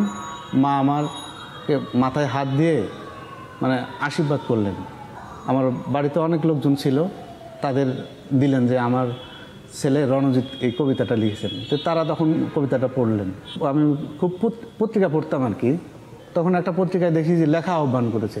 ওই কবিতাটা আমি তখন দৈনিক করতোয়াতে পাঠিয়ে দিই। তখন ওই সবুজ আসরে ছাপা হয় কবিতাটা ছাপা হওয়ার পরে আমি ওই পেপার কাটিংটা নিয়ে আমার অনেক বন্ধুবান্ধবকে দেখাতাম এবং অনেকেই উৎসাহ দিতেন। তারপরে মাঝখানে ওই টুকটাক লিখতাম, পত্রিকায় পাঠাতাম। মানে আমার প্রায় 100টা গল্প বাংলাদেশের সব জাতীয় দৈনিকে ছাপা হয়েছে। ওইগুলো কাটিং করে রাখতাম। তখন আমার মনে হলো যে বই না করলে তো কেউ লেখক হিসাবে গণ্য করবে না। ওই লেখাগুলো নিয়ে একদিন বাংলা বাজারে গেলাম। কেউ গুরুত্ব দেয়, কেউ গুরুত্ব দেয় না। তারপরে শুভ্র প্রকাশের রতনদা বলল যে আমার স্কুল ছুটির পর এই গল্পটা ভালো লেগেছে, এই গল্পটা আমাকে দেন, সাথে আরও কয়েকটা গল্প দেন। পরে রতনদার ওখান থেকে শুভ্র প্রকাশনী থেকে স্কুল ছুটির পর ওই বইটা বইমেলায় বের হওয়ার ওই দিনই 1000 কপি ওই বইমেলাতে শেষ হয়। তো এইভাবে করতে করতে আমার বই এখন 52টা প্রকাশিত হয়েছে 2012 সাল থেকে 2021 পর্যন্ত। শিশু সাহিত্য বর্তমান খুবই অবহেলিত এবং আমাদের অন্য যে সাহিত্য বিভাগগুলো আছেন যারা চর্চা করেন, কিছু সিনিয়র আছেন, যদি তারা 10টা মানে 20টা বড়দের গল্প লেখেন, কেউ যদি 2টা ছোটদের গল্প লেখেন, তখন অন্য একজন বলবে যে ও তো শিশু সাহিত্য করে। মানে এমন অবহেলার চোখে এমনভাবে দেখা হয় যে শিশু সাহিত্য আসলে কোনো সাহিত্যই না, এরকম অনেকেই বলে। কিন্তু আসলে তাদেরও ভাবা উচিত ভালো একটা শিশুদের জন্য মননশীল, সৃজনশীল এমন একটা ভালো বই লেখা, তাহলে ওই শিশুর কাছ থেকে আমরা আগামী অনেক কিছুই প্রত্যাশা করতে পারি। সেই জন্য আমি বলবো, লেখকদের বলবো শিশুদের জন্য ভালো বই লিখতে, এবং অভিভাবকদেরও বলবো গেমমুখী না করে ভালো একটা বই তাদের হাতে তুলে দিন এবং ভালো বই পড়ুক। পুরস্কৃত সবাইকে উষ্ণ অভিনন্দন। আশা করি আইএফআইসি ব্যাংক নিবেদিত কালি ও কলম তরুণ কবি ও লেখক পুরস্কার 2020 অর্জন আপনাদের উদ্দীপিত করবে এবং এর মধ্য দিয়ে আপনাদের সাহিত্য চর্চা অব্যাহত থাকবে। কালি ও কলম বিরতিহীনভাবে এর প্রকাশনা 17 বছর ধরে অব্যাহত রেখেছে এবং নানা অভিজ্ঞতার মধ্য দিয়ে একটি চরিত্র নির্মাণে সমর্থ হয়েছে। 2021 সালের ফেব্রুয়ারি মাসে পত্রিকাটি 18 বছরে পদার্পণ করেছে। বাংলাদেশের সাহিত্যের ইতিহাসে বিরতিহীন সাহিত্য পত্রিকার প্রকাশনা একটি অনন্য ঘটনা। যার আনুকূল্যে এই বিরতিহীন যাত্রা সম্ভব হয়েছে, কালি ও কলমের প্রকাশক আবুল খায়েরের কাছ থেকে এ বিষয়ে কিছু শুনব। যে 4 জন তরুণ কবি ও লেখক পুরস্কার 2020 সালে পেয়েছেন তাদেরকে জানাই প্রথম অভিনন্দন, এবং এটাও আমি সঙ্গে সঙ্গে আশা করব যে আপনারা এই লেখালেখির সঙ্গে সম্পৃক্ত থাকবেন এবং ভবিষ্যতে আমাদের লেখালেখির জগৎটাকে আরও সমৃদ্ধ করবেন। আপনারা সবাই জানেন যে গত বছর ডক্টর আনিসুজ্জামানকে, যিনি কালি ও কলমের সম্পাদক মণ্ডলীর সভাপতি ছিলেন, এবং তারপরেই হারাই আমরা আবুল হাসনাত সাহেবকে, যিনি আমাদের সম্পাদক ছিলেন কালি ও কলমের। এই দুজনের চলে যাওয়াটা আমাদের কাছে বিরাট বড় একটা লস হয়েছে। ইনফ্যাক্ট আমরা জানি যে 2004 সালে যখন নাকি এই পত্রিকাটি বের হয়, এই পত্রিকাটি বেরিয়ে হয়েছিল আবুল হাসনাত এবং ডক্টর আনিসুজ্জামানের দিক নির্দেশনায় এবং ওনাদের চিন্তায় চেতনায় সব কিছু মিলিয়ে। ওনাদেরকে বলেছিলেন বহু আগে এই পত্রিকাটা বের করার জন্য আমার মাধ্যমে, এবং ডক্টর আনিসুজ্জামানকে সরাসরি প্রফেসর আব্দুর রাজ্জাক, উনিও অনেক আগে ইন্তেকাল করেছেন। আজকে এই পত্রিকাটি যে জায়গায় দাঁড়িয়েছে, এর যে অ্যাকসেপ্টেন্স 2 বাংলায়, এটার জন্য সম্পূর্ণভাবে ডক্টর আনিসুজ্জামান এবং আবুল হাসনাত দায়ী, এবং ওনাদের কাছেই আমরা কৃতজ্ঞ। এ কারণেই যে এই ধরনের মানের কোনো পত্রিকা গত 18 বছর থেকে প্রত্যেক মাসে বের করা সম্ভব হতো না। আমরা চেষ্টা করব ভবিষ্যতে সেই মান ঠিকঠাক বজায় রাখার জন্য। এটা একটা দুরূহ এবং কঠিন কাজ, খুব কঠিন হবে আমাদের জন্য, তারপর আমরা চেষ্টা করে যাব এবং আশা করব যে আপনারা সবাই এটার পাশে থাকবেন। এই প্যান্ডামিকের কারণে আপনারা সবাই জানেন যে আমাদের বাংলাদেশের অনেক বড় বড় মাপের মানুষকে আমরা হারিয়েছি। ডক্টর আনিসুজ্জামান, আবুল হাসনাত ছিলেন আমাদের সঙ্গে একসঙ্গে কাজ করতেন সরাসরি। ওনাদের যেমন হারিয়েছি, ওনাদের প্রতি যেমন আমার গভীর শ্রদ্ধা নিবেদন করছি, তারই সঙ্গে আর অন্য সবাই যারা হারিয়েছি, যাদেরকে হারিয়েছি, যাদের সঙ্গে আমাদের সঙ্গে যোগাযোগ ছিল, খুব নিবিড় সম্পর্ক ছিল, তাদের প্রতি আমি গভীর শ্রদ্ধা নিবেদন করছি। এখানে বলা প্রয়োজন যে কালি ও কলম প্রায় 18 বছর থেকে আমরা চালিয়ে আসছি। তার মধ্যে তরুণ কবি ও লেখক পুরস্কার আমরা আরম্ভ করেছি গত 13 বছর থেকে। এবছর কিন্তু এই পুরস্কার দেওয়াটা খুব দুরূহ কাজ ছিল। আমি মনে করি যে এটাকে সম্ভব করেছে আমাদের কালি ও কলমের যারা কাজ করছেন সম্পাদক মণ্ডলীতে এবং অন্যান্য জায়গায় যারা কাজ করছেন, তারা সবাই মিলে এটাকে সম্ভব করতে পেরেছেন। তাই আমি এই বিচারক মণ্ডলীর কাছে এবং যারা নাকি এখানে পার্টিসিপেট করেছেন, তারা যারা বই জমা দিয়েছেন, তাদের প্রত্যেকের কাছে আমি কৃতজ্ঞ। আজকের এই অনুষ্ঠানে ওপার বাংলার অধ্যাপক পবিত্র সরকার এবং বাংলাদেশের লেখক ওয়াসিয়া আহমেদ যুক্ত হয়েছেন। এটা জেনে আমি খুব আনন্দিত এবং তাদের কাছে আমি কৃতজ্ঞতা প্রকাশ করছি। আর এর সাথে সাথে আমি যে আরও আনন্দিত হয়েছি যে অয়তি মহসিন এই অনুষ্ঠানে গান গাইতে সম্মতি দিয়েছেন। 2020 সালের কালি ও কলম পুরস্কারে আইএফআইসি ব্যাংক তারা আমাদের পাশে থাকবেন। এটা সম্ভব হয়েছে কারণ শাহ মোহাম্মদ সরওয়ার, যিনি আইএফআইসি ব্যাংকের ম্যানেজিং ডিরেক্টর, উনি শুধু একজন ব্যাংকারই নন, উনি আমাদের মতো সমমনা মানুষ এবং সাহিত্য শিল্পকর্ম নিয়ে উনি অনেক ভাবনা চিন্তা করেন এবং লেখালেখিও করেন, পড়ালেখাও করেন। উনি বুঝতে পেরেছেন যে কালি ও কলম যে একটি ভালো পত্রিকা এবং এটাকে বাঁচিয়ে রাখা প্রত্যেকেরই কর্তব্য, এবং উনি তাতেই এইসব কারণেই উনি সম্মতি দিয়েছেন যে কালি ও কলমকে সাপোর্ট করার জন্য। তাই উনি পাশে থাকার জন্য আমি ওনার কাছে কৃতজ্ঞ এবং ধন্যবাদ জানাচ্ছি। 2020 সালের কালি ও কলম তরুণ কবি ও লেখক পুরস্কারে ভূষিত মোজাফফর হোসেন, মাসুদ পারভেজ, ইজাজ আহমেদ মিলন এবং রঞ্জিত সরকারকে আমার আন্তরিক অভিনন্দন।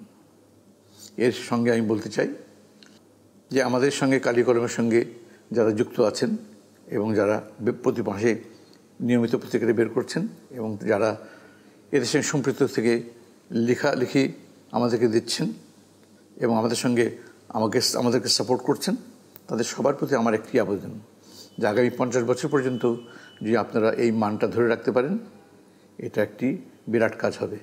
এবং তার সঙ্গে সঙ্গে ডক্টর আনিসুজ্জামান এবং আবুল হাসনাতের প্রতি বিশেষ শ্রদ্ধা নিবেদন করা হবে। আপনারা ভালো থাকবেন, সুস্থ থাকবেন এবং নিরাপদে থাকার চেষ্টা করবেন। সবাইকে আবারও ধন্যবাদ জানিয়ে শেষ করছি। কালি ও কলমের প্রকাশক আবুল খায়েরকে অসংখ্য ধন্যবাদ। আমাদের অনুরোধে অনুকূল সাড়া দিয়ে আজ সম্মানীয় অতিথি হিসেবে যুক্ত হয়েছেন বিশিষ্ট কথা সাহিত্যিক ওয়াসি আহমেদ এবং কলকাতার রবীন্দ্রভারতী বিশ্ববিদ্যালয়ের অধ্যাপক শ্রদ্ধেয় ডক্টর পবিত্র সরকার। আমরা পরপর তাদের কথা শুনব। কালি ও কলম তরুণ কবি ও লেখক পুরস্কার প্রদান উপলক্ষে আজকের এই আয়োজনে যারা যুক্ত হয়েছেন তাদের সবাইকে জানাচ্ছি আমার আন্তরিক শুভেচ্ছা। সেই সাথে যাদেরকে নিয়ে আজকের অনুষ্ঠান সেই বিজয়ী লেখক ও কবি সবাইকে অভিনন্দন। কালি ও কলম যাত্রা শুরু করার অল্পদিন পরেই এই তরুণ কবি ও লেখক পুরস্কারটি প্রবর্তন করে এবং আমার জানা মতে দেশে একমাত্র কালি ও কলমই এই ধারার কাজটি শুরু করেছিল, যা অদ্যাবধি এমনকি এই প্যান্ডামিকের সময়ও তারা চালু রেখেছেন। দেখা গেছে অনেক তরুণ কবি ও লেখক যারা এই পুরস্কার পেয়েছেন তারা অল্প দিনের মধ্যেই নিজেদের সৃষ্টিশীলতাকে উন্নত পর্যায়ে নিতে সক্ষম হয়েছেন, শ্রীবৃদ্ধি ঘটাতে পেরেছেন। এটি অবশ্যই একটি অত্যন্ত বড় কাজ যা এই পুরস্কারের মাধ্যমে কালি ও কলম অর্জন করতে পেরেছে। এ কথাগুলো যখন বলছি তখন স্বাভাবিকভাবেই আমি যথেষ্ট ভারাক্রান্ত, কারণ কালি ও কলম শুরু থেকেই যিনি এই পত্রিকার হাল ধরেছিলেন সম্পাদক হিসাবে তিনি জনাব আবুল হাসনাত, আমাদের হাসনাত ভাই, তিনি আমাদের মধ্যে নেই। হাসনাত ভাইয়ের অবর্তমানে আজকে এই অনুষ্ঠান হচ্ছে, এটি যত অবিশ্বাস্য এবং নির্মমই হোক আমাদের মেনে নিতে হচ্ছে, কোনো উপায় নেই। পত্রিকা নিয়ে হাসনাত ভাইয়ের সাথে আমার বিভিন্ন সময় কথা হয়েছে, তার পরিকল্পনার কথা তিনি বলেছেন, অনেক স্বপ্নের কথা বলেছেন, এমনকি কিছু কিছু আক্ষেপের কথা বলেছেন। আমার ভাগ্য আমি তার স্নেহধন্য ছিলাম। সেই সংবাদে তিনি যখন সাহিত্য সম্পাদক ছিলেন সেই সময় থেকে। আজকে আমার প্রত্যাশা থাকবে যে কালি ও কলম এখন যারা হাল ধরেছেন তারা সুন্দরভাবে সুষ্ঠুভাবে এই পত্রিকাকে আরও সমৃদ্ধশালী করবেন। পরিশেষে আবারও আমি আজকে যারা পুরস্কার পেয়েছেন বা যাদের পুরস্কার বিজয়ী হিসেবে নাম ঘোষিত হয়তো হয়ে গিয়েছে তাদের সবাইকে জানাচ্ছি আমার উষ্ণ অভিনন্দন। আজকে কালি ও কলমের এই তরুণ প্রতিভাদের সাহিত্য পুরস্কার উপলক্ষে যারা পুরস্কার পেয়েছেন তাদের আমি অভিনন্দন জানাই। যারা এই পুরস্কার উপলক্ষে তাদের অভিনন্দন বা সমর্থন জানাতে এসেছেন তাদের জন্য আমার শুভেচ্ছা, আদাব এবং নমস্কার। এবং বিশেষ করে কালি ও কলমের কর্তৃপক্ষ যারা এই পুরস্কারের ব্যবস্থা করেছেন, বছর বছর পুরস্কার দিয়ে থাকে। বাংলাদেশে এটা একটা প্রথা দাঁড়িয়েছে যে রাষ্ট্রীয় পুরস্কারের বাইরেও একাধিক সরকারের বাইরের কর্তৃপক্ষ তারা নানা রকম পুরস্কার দিয়ে নতুন প্রতিভাদের উৎসাহিত করেন। এই ব্যাপারটাও খুব অভিনন্দনযোগ্য। তো আমি আজকের সভায় যে কথাগুলো বলবো সেগুলো খুব অভিনব কথা নয়, কিন্তু হয়তো বারবার বলা দরকার, নতুন নতুন ভাবে বলা দরকার। কারণ আমরা কখন কি করি, যে কাজটা করি সেটা কেন করি সেইটা সম্বন্ধে বারবার নিজেদের জিজ্ঞেস করা দরকার। এই জন্যই এই কয়েকটি সামান্য কথা বলবো। আপনারা যারা সৃষ্টি করেন, শিল্পের মধ্যে আছেন, যারা পৃথিবীকে সুন্দর কিছু উপহার দিতে চান, তারা কিন্তু সকলেই মৃত্যুর সঙ্গে লড়াই করছেন, এটা মনে রাখবেন। চারপাশে মৃত্যুর একটা প্রতিবেশ তৈরি হয়েছে, তার মধ্যে দিয়ে আমাদের একটা বেঁচে থাকার লড়াই চলছে। এই বেঁচে থাকা শুধু শারীরিক বেঁচে থাকা নয়, এটা হচ্ছে আমাদের কর্মের সৃষ্টিতে, বিশেষ করে সুন্দর কিছু সৃষ্টিতে বেঁচে থাকা। এবং তার জন্যেই কবিতা লেখা, তার জন্যে গান গাওয়া, তার জন্যে ছবি আঁকা, ভাস্কর্য তৈরি করা, গল্প উপন্যাস নাটক করা, চলচ্চিত্র তৈরি করা। অনেক কিছুর মধ্যে দিয়ে মানুষ অমর হতে চেয়েছে, সন্তানের মধ্যে দিয়ে, বংশধরদের মধ্যে দিয়ে, কখনো বড় বিশাল কীর্তি করে, তাজমহল সুন্দর সৃষ্টি করে অমর হয়ে আছে শাহজাহান এবং তার প্রেম। আবার কেউ কেউ নিজের ক্ষমতার মহিমায় এত গর্বিত ছিলেন যে নিজের বিশাল একটা মূর্তি খাড়া করেছেন। যেমন ইংরেজ কবি শেলির একটি কবিতা আছে ওজিমান্ডিয়াস বলে। ওজিমান্ডিয়াস এক দেশের রাজা ছিল, সে বলতো, নিজেকে বলতো কিং অফ কিংস, এবং সে নিজের একটা বিশাল মূর্তি তৈরি করেছিল।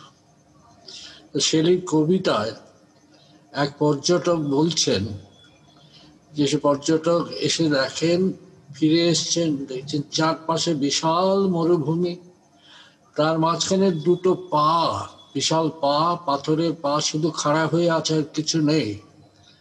আর বেশ খানিকটা দূরে একটা মুখ, পাথরের বিশাল মুখ, বিশাল উচ্ছত ক্রুদ্ধ মুখ পড়ে আছে, পাথরের তৈরি, বালিতে অর্ধেক প্রথিত। এবং সেই বেদিতে, যে বেদিটার উপর পা দুটো খাড়া হয়ে আছে, সেখানে লেখা আছে, আমি একটু পড়ছি, যে my name is Ozymandias, king of kings, look on my works, ye mighty and despair. দেখো আমার কীর্তি, আর যে নিজেকে শক্তিমান মনে করো, ভয় করতে শুরু করো। কিচ্ছু নেই, মূর্তিটা ভেঙে গেছে, মুখটা পড়ে আছে দূরে। তো ফলে অর্থ, বিত্ত, রাজনৈতিক ক্ষমতা, বিশাল সব কীর্তি, সেগুলো থাকে না। থাকে কি? মানুষের শিল্প, মানুষের আর মহৎ কাজ, নিশ্চয়ই মহৎ অবদান। তো মানুষের শিল্প এক হিসেবে মৃত্যুর সঙ্গে লড়াই। আমাদের কবিও তো বলে গেছেন যে মেঘনাদ বধ কাব্য লিখে, will this not make me immortal, আমাকে এটাকে অমর করবে না, অমর করিয়া বর দেহ দাসে সুবরতে। তো শিল্পীরা, সাহিত্যিকেরা, এই যারা আজকে পুরস্কার পেলেন, তারা সকলে সেই অমরত্বের, মানুষের জন্য অমরত্বের সাধনা করছে। এই বড় দায়টা, মহামানবের দায়, রবীন্দ্রনাথের কথায় তারা কাঁধে তুলে নিয়েছেন। ফলে তারা আমাদের সমস্ত মানুষের কৃতজ্ঞতা ভাজন। তারা আমাদের জন্য কাজ করছেন, আমাদের জীবনকে, নানা মুহূর্তকে মূল্যবান করবার জন্য কাজ করছেন। আমি আরেকবার তাদের অভিনন্দন জানাই, এবং আমি আশা করি এই পুরস্কার তাদের আরও নতুন নতুন, আরও সুন্দরতর, মহত্তর সৃষ্টিতে, আরও নতুন নতুন সাফল্যে পৌঁছে দেবে। আপনারা সবাই ভালো থাকুন এই দুর্গত সময়ে। আমার আদাব এবং নমস্কার। মূল্যবান কথা শুনলাম অধ্যাপক পবিত্র সরকার ও ওয়াসি আহমেদের কাছ থেকে। প্রিয় দর্শক, আমরা আছি আইএফআইসি ব্যাংক নিবেদিত কালি ও কলম তরুণ কবি ও লেখক পুরস্কার 2020-এর পুরস্কার প্রদান অনুষ্ঠানে। বাংলাদেশের নবীন কবি ও লেখকদের সাহিত্য চর্চা গতিময় এবং সৃজন ধারাকে সজীব করতে আইএফআইসি ব্যাংক ও মাসিক সাহিত্য পত্রিকা কালি ও কলমের এটি যৌথ প্রয়াস। সবশেষে বলবেন আইএফআইসি ব্যাংকের ব্যবস্থাপনা পরিচালক ও প্রধান নির্বাহী শাহ এ সারোয়ার। আসসালামু আলাইকুম, সবাইকে প্রীতি ও শুভেচ্ছা। আজকে আইএফআইসি ব্যাংকের একটি বিশেষ দিন। শুরুতেই আমি কালি ও কলম সম্পাদক মণ্ডলীর সভাপতি ডক্টর আনিসুজ্জামান, সম্পাদক আবুল হাসনাত এবং শিল্প সাহিত্য সংস্কৃতি অঙ্গনে যারা সম্প্রতি গত হয়েছেন তাদের স্মৃতির প্রতি জানাই গভীর শ্রদ্ধা। সাহিত্য শিল্প সংস্কৃতি বিষয়ক মাসিক পত্রিকা কালি ও কলম বাংলাদেশের নবীন কবি ও লেখকদের সাহিত্য চর্চা ও সাধনাকে গতিশীল করবার উদ্দেশ্যে 2008 সাল থেকে 5টি বিভাগে তরুণ কবি ও লেখক পুরস্কার প্রদান করে আসছে। 5টি ক্ষেত্রে এই পর্যন্ত 43 জন কবি ও লেখক এই পুরস্কার অর্জন করেছেন, যা প্রশংসার দাবিদার। এবার আমি আইএফআইসির সঙ্গে কেন এর সংশ্লিষ্টতা এ সম্বন্ধে কিছু বলতে চাই। আইএফআইসি বাংলাদেশের প্রথম জেনারেশনের অন্যতম ব্যাংক। আইএফআইসির একটা সাংস্কৃতিক ভিত্তিভূমি আছে। আইএফআইসি বিশ্বাস করে এদেশের যা কিছু দেশপ্রেমজনিত, মঙ্গলজনিত, সাধারণ মানুষের জন্য কল্যাণজনিত, তার সঙ্গে আইএফআইসির সংশ্লিষ্টতা একটি দায়বদ্ধতার মতোই। আইএফআইসিতে আপনারা জানেন যে আমাদের বোর্ডের চেয়ারম্যান হলেন মাননীয় প্রধানমন্ত্রীর বেসরকারি শিল্প ও বিনিয়োগ বিষয়ক উপদেষ্টা জনাব সালমান এফ রহমান এমপি। তাছাড়া আইএফআইসি ব্যাংকে সরকারের 33% শেয়ার আছে এবং সরকারের 3 জন মাননীয় উপসচিব আমাদের বোর্ডে বসেন। এই কথাটি বলার আমার একমাত্র উদ্দেশ্য হলো এটা, আইএফআইসি যেমন তার অর্থনৈতিক বিনিয়োগে, আইএফআইসি যেমন তার প্রাতিষ্ঠানিক কাঠামোতে, আইএফআইসি তার যেমন সেবার মধ্যে একটা স্থায়িত্ব, একটা আস্থা, একটা নির্ভরশীলতার প্রতীক, তেমনি আইএফআইসি সমাজের প্রতিও একটি স্থায়িত্ব, নির্ভরশীলতা, আস্থার প্রতীক হিসাবে নিজেকে পরিচিত করছে এবং সেই ভূমিকা পালন করছে। আইএফআইসি আর্থিক প্রতিষ্ঠান বা ব্যাংক, কিন্তু আইএফআইসি বিশ্বাস করে যে যে কোনো দেশের যদি আপনার অর্থনৈতিক উন্নতি বলেন, তার রাজনৈতিক উন্নতি বলেন, তার নৈতিক উন্নতি বলেন, সেটাকে যদি আপনাকে দৃঢ়তার মধ্যে আনতে হয় তাহলে অবশ্যই আপনার সাংস্কৃতিক এবং সাহিত্যিক পরিশীলন দরকার। এবং সামাজিক অনেকগুলো দায়বদ্ধতার কাজ করার সঙ্গে সঙ্গে আইএফআইসি অনেক বছর ধরে সাহিত্য শিল্প এবং সংস্কৃতি ক্ষেত্রে বিভিন্ন ভূমিকা পালন করে আসছে। 2011 সাল থেকে আমরা সাহিত্য পুরস্কার প্রচলন করেছি। 2টি শাখায় বাংলাদেশে অর্থমূল্যে সর্বোচ্চ সাহিত্য পুরস্কার দেওয়া হচ্ছে প্রতি বছর ধরে।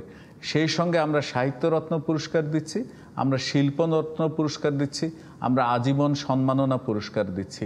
আমরা বিশ্ব সাহিত্য কেন্দ্র সহ এই ধরনের অন্যান্য যে সমস্ত সাংস্কৃতিক অনুষ্ঠান আছে, সাংস্কৃতিক প্রতিষ্ঠান আছে, কিংবা সাহিত্য সেবা করছেন সে ধরনের প্রতিষ্ঠান আছে, সেগুলোর সঙ্গে আমরা ওতপ্রোতভাবে জড়িত। আরেকটি বিষয়ে আমরা বলে রাখছি যে আমরা প্রতিষ্ঠিত লেখকদেরকে স্বীকৃতি দেওয়ার জন্যে একেবারেই ট্রান্সপারেন্টভাবে যে বিচার বিবেচনা করে প্রতি বছর যে সাহিত্য পুরস্কারটা দিয়ে থাকি, সেটি আমাদের এই সাহিত্য অঙ্গনে প্রচুর সমাদৃত হয়েছে। কিন্তু একটা শূন্যতা আমরা সবসময় বোধ করছিলাম যে তরুণ যারা নতুন আসছে, যাদের একটা সম্ভাবনা আছে, তাদেরকে তো উৎসাহ প্রদান করা দরকার। এবং সেটার ক্ষেত্রে আমি দেখলাম যে জনাব আবুল খায়ের একদিন আমাকে বললেন যে এই ধরনের একটি জিনিস তারা করে থাকেন এবং আইএফএসি এটাতে আগ্রহী হবে কিনা। আমি মনে করেছি যে এটা সত্যিকারভাবে একটা চমৎকার বিষয় হয়েছে। কালি ও কলম তরুণ লেখক এবং কবিদেরকে পুরস্কৃত করছে, উৎসাহিত করছে। সেই সঙ্গে আইএফএসি যদি এটা সংযুক্ত হতে পারে তাহলে আইএফএসির এখানে একটা স্পষ্ট ভূমিকা থাকছে। আর তার সঙ্গে আমাদের সাহিত্য পুরস্কার তো আছেই। আমাদের চেয়ারম্যান মহোদয় সবসময় যে কোনো একটা ভালো কাজের জন্য আমাদেরকে উৎসাহিত করে থাকেন এবং আমাদেরকে সমর্থন দিয়ে থাকেন, এবং সেই বিষয়ে মনে করি যে ম্যানেজমেন্টের পক্ষ থেকে আমরা আসলে সৌভাগ্যবান এবং তিনি এই বিষয়টাকেও খুব পজিটিভলি নিয়েছেন এবং সেই জন্যে আমরা এই বিষয়টাতে আপনাদের সঙ্গে সম্পৃক্ত হতে পেরেছি এবং আশা করছি আইএফআইসির যে ধারাবাহিকতা, এই ধারাবাহিকতায় আমরা ভবিষ্যতেও এই কালি ও কলমের সঙ্গে তার এই ধরনের যে মঙ্গলজনক যে অনুষ্ঠানগুলো আছে সেগুলোর সঙ্গে আমরা জড়িত থাকতে পারবো। যে 4 জন লেখক 2020 সালের আইএফআইসি নিবেদিত কালি ও কলম তরুণ কবি ও লেখক পুরস্কার 2020 পেয়েছেন, তাদের সবাইকে জানাই আন্তরিক অভিনন্দন। আশা করি আপনাদের লেখালেখি অব্যাহত থাকবে এবং আপনাদের কাজের মধ্য দিয়ে বাংলা সাহিত্য চর্চায় নতুন মাত্রা যোগ করবেন। নবীন লেখকরাই চর্চা, সাধনা, পরীক্ষা নিরীক্ষা ও প্রথা বিরোধিতার মধ্য দিয়ে যে কোনো দেশের সাহিত্যের ভিত নির্মাণ করেন। শুধু এটুকুই আমি আপনাদেরকে অনুরোধ করব যে আপনারা এখন নতুন আছেন, পুরস্কার পেয়েছেন, কিন্তু আপনাদের চলমান জীবনের মধ্যে ডিফোকাসড হয়ে যাওয়ার কিংবা আপনার ওই পথ থেকে বিচ্যুত হওয়ার জন্য অনেক বেশি লোভ অথবা প্রতিরোধ আসবে। আশা করছি আপনারা সেগুলোকে অতিক্রম করে এদেশের সাহিত্য সংস্কৃতিতে আপনারা যেভাবে নিবেদিত থাকছেন সেটিকে আরও দৃঢ় করবেন এবং এই বাংলাদেশ যে একটি মহান বাংলাদেশ পৃথিবীর বুকে আপনার মাথা উঁচু করে দাঁড়াচ্ছে একটি অর্থনৈতিক শক্তি হিসেবে, একটি স্বাতন্ত্র বোধ নিয়ে। সেখানে আপনাদের সাহিত্য সংস্কৃতির চর্চা আপনাদেরকে দিনকে দিন আরও নতুন দিকে নিয়ে যাবে এবং আপনারা এই ভিত্তিটাকে দৃঢ় করে এই দেশকে আরও গৌরবান্বিত করবেন, আমাদের অর্জনকে আরও ভিত্তি দেবেন এবং আমাদের অর্জনকে অনেক সাফল্যমণ্ডিত করবেন। এটি আমি আপনাদের কাছ থেকে আশা করি। তরুণদের সাহিত্যের চর্চার পথ সুগম হোক, তাদের নিত্য নব উদ্ভাবনী কৌশল সমাজ এবং শিল্প সাহিত্যের প্রতি অঙ্গীকার সৃজন উদ্যোগ অনুভবশীলতা ও জ্ঞান চর্চাকে সমৃদ্ধ করুক, এটি আমাদের প্রত্যাশা। এই চলমান প্রতিকূল পরিস্থিতিতেও পুরো আয়োজনটি সুষ্ঠুভাবে আয়োজনের জন্য কালি ও কলম প্রকাশক জনাব আবুল খায়ের, শ্রদ্ধেয় বিচারক মণ্ডলীগণ, আয়োজনে অংশগ্রহণ করার সম্মানিত অতিথিবৃন্দ, কালি ও কলম কর্তৃপক্ষ, আইএফআইসি ব্যাংকে আমার সকল সহকর্মীবৃন্দ, আইএফআইসি ব্যাংকের বোর্ড এবং তার চেয়ারম্যান জনাব সালমান এফ রহমান এমপি সহ সবাইকে অভিবাদন জানিয়ে আমি আমার বক্তব্য শেষ করছি। ধন্যবাদ। আইএফআইসি ব্যাংকের ব্যবস্থাপনা পরিচালক ও প্রধান নির্বাহী শাহ এ সরোয়ারের কথায় আমরা প্রাণিত হলাম। অসংখ্য ধন্যবাদ তাকে। নবীন লেখকেরাই চর্চা, সাধনা, পরীক্ষা নিরীক্ষা ও প্রথা বিরোধিতার মধ্য দিয়ে যে কোনো দেশের সাহিত্যের ভিত নির্মাণ করেন। আশা করি এদেশের গবেষণা, চর্চা ও সাহিত্যের সৃজনী তৎপরতায় আইএফআইসি ব্যাংক নিবেদিত কালি ও কলম তরুণ কবি ও লেখক পুরস্কার 2020 নবীন লেখকদের উদ্দীপিত করবে। আইএফআইসি ব্যাংক নিবেদিত কালি ও কলম তরুণ কবি ও লেখক পুরস্কার 2020 যারা বিজয়ী হয়েছেন তাদের জানাই উষ্ণ অভিনন্দন। দর্শক, শ্রোতা, কালি ও কলমের পাঠক ও শুভানুধ্যায়ী যারা আজকে আমাদের সঙ্গে আছেন তাদেরকে সবিশেষ ধন্যবাদ জানাই। অদিতি মহসিনকে মঞ্চে আমন্ত্রণ জানাচ্ছি। তার কণ্ঠে রবীন্দ্রনাথের বাণী ও সুরের মূর্ছনায় আমরা বিদায় নিচ্ছি। ভালো থাকতে, ভালো বই পড়ুন, সবাই সুস্থ থাকবেন। শুভ সন্ধ্যা। আইএফআইসি ব্যাংক নিবেদিত কালি ও কলম তরুণ কবি ও লেখক পুরস্কার 2020 আজকের এই আয়োজনে আমি যুক্ত হতে পেরে অশেষ ধন্যবাদ জানাই কালি ও কলমকে। আজকের এই অনুষ্ঠানে যারা পুরস্কৃত হয়েছেন, যে তরুণ কবি ও লেখকেরা, তাদের প্রতি আমার অভিনন্দন ও শুভকামনা। আজ এই অনুষ্ঠানের শেষ ভাগে আমি কয়েকখানা রবীন্দ্রনাথের গান আপনাদের শোনাব। প্রথম দুটো গান আমি বর্ষার, শুধু বর্ষা নয়, আষাঢ়ের দুটো গান বেছেছি, কারণ একেবারেই আষাঢ় এসেছে কেবলই। তো নতুন বর্ষার এই দুটো গান আপনাদের জন্য শুরুতে, আর সবশেষে আরও একটি রবীন্দ্রনাথের প্রেমের গান আমি গেয়ে শোনাব।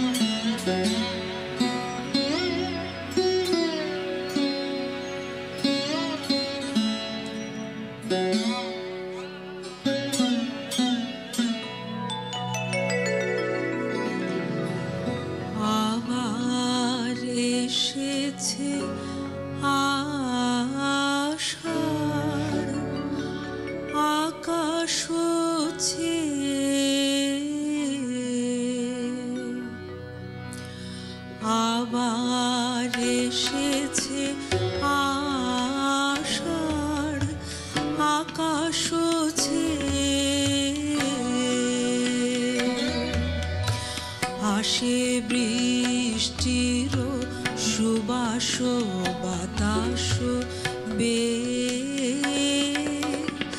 আবার এসেছে আষাঢ়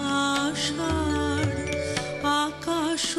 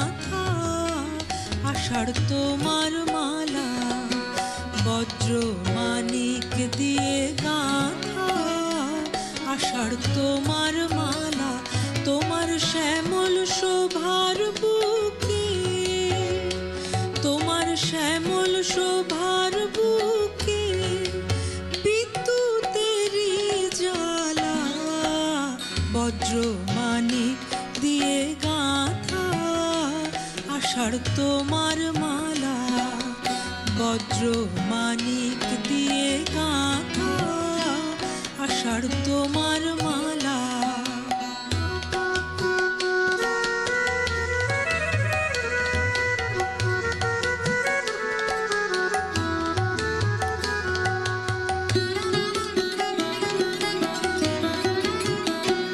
তোমার মন্ত্র বলে পাষাণ গলে ফসল ফলে, তোমার মন্ত্র বলে পাষাণ গলে ফসল ফলে, মরু বহে আনে তোমার পায়ে ফুলের ডালা।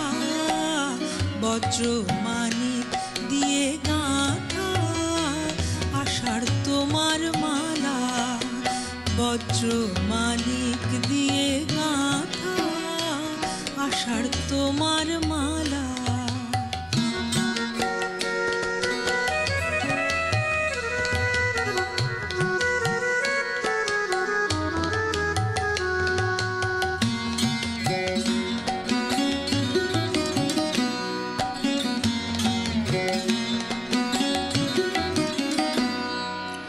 মরো মরো পাতায় পাতায় ঝরো ঝরো বাড়ির রবে, গুরু গুরু মেঘের মাদল বাজে তোমার কি উৎসবে। মরো মরো পাতায় পাতায় ঝরো ঝরো বাড়ির রবে, গুরু গুরু মেঘের মাদল বাজে তোমার কি উৎসবে। সবুজ সুধার ধারায় প্রাণে এনে দাও তপ্ত ধরায়, সবুজ সুধার ধারায় প্রাণে এনে দাও তপ্ত ধরায়। বামে রাখো ভয়ঙ্করী বন্যা মরণ ঢালা। বজ্র মানিক দিয়ে গাঁথা আষাঢ় তোমার মালা। বজ্র মানিক দিয়ে গাঁথা আষাঢ় তোমার মালা। তোমার শ্যামল শোভার বুকে, তোমার শ্যামল শোভার বুকে বিদ্যুতেরই জ্বালা। বজ্র মানিক দিয়ে গাঁথা আষাঢ় তোমার মালা। বজ্র মানিক দিয়ে গাঁথা আষাঢ় তোমার মালা। বর্ষার দুটো গান আপনাদের শোনালাম। এবারে একটুখানি বলতে ইচ্ছে করছে যে আজকের এই আয়োজনে বিশেষ করে আমরা কালি ও কলম পরিবারের দুজন বিশিষ্ট মানুষকে আসলে হারিয়েছি। এরই মধ্যে একজন আমাদের সকলের শ্রদ্ধেয় অধ্যাপক আনিসুজ্জামান এবং আমাদের সবার প্রিয় হাসনাত ভাই, আবুল হাসনাত। এই দুজন মানুষই আসলে বলবার কোনো অপেক্ষা রাখে না। শুধু কালি ও কলম পরিবারের নয়, তারা আসলে বাংলাদেশের শিক্ষা, সংস্কৃতি, অগ্রসরতা, যাই কিছু বলি না কেন, সবটারই তারা কিন্তু বাতিঘর। হাসনাত ভাইকে ছাড়া তো ভাবাই যায় না যে কালি ও কলম সম্পাদনা করা, এরকম একটি সাহিত্য পত্রিকা সম্পাদনা, সেটি হাসনাত ভাইকে ছাড়া আসলে ভাবাই যায় না। আর আনিসুজ্জামান, তিনি তো আমার আসলে বিশেষ কিছু এদের সম্বন্ধে বলবার কোনো বিশেষ কোনো ধৃষ্টতা আমার নেই, কিন্তু তবুও এরা দুজনেই আমাদের পথ প্রদর্শক, তাদের আমরা হারিয়েছি। এবং আমার অত্যন্ত সৌভাগ্য যে এই দুজনকে খুব কাছে থেকে দেখেছি, পেয়েছি, অনেকবার গান শুনিয়েছি এবং আমাকে স্নেহ ভালোবাসায় তারা সিক্ত করেছেন। তাদের জন্যে বিশেষ করে এবারের এই শেষ গানটি নিবেদন করব, তাদের দুজনের প্রতি শ্রদ্ধা জানিয়ে এবারের গানটি। আপনারা সকলে সুস্থ থাকবেন, ভালো থাকবেন এবং আগামীতে কালি ও কলমের সঙ্গে থাকবেন সেই প্রত্যাশা। ধন্যবাদ সকলকে।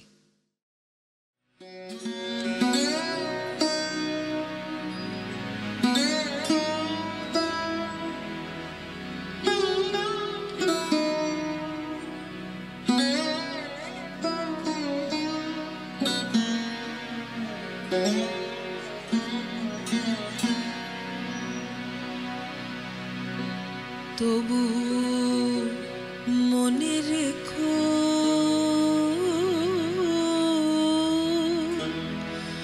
তবু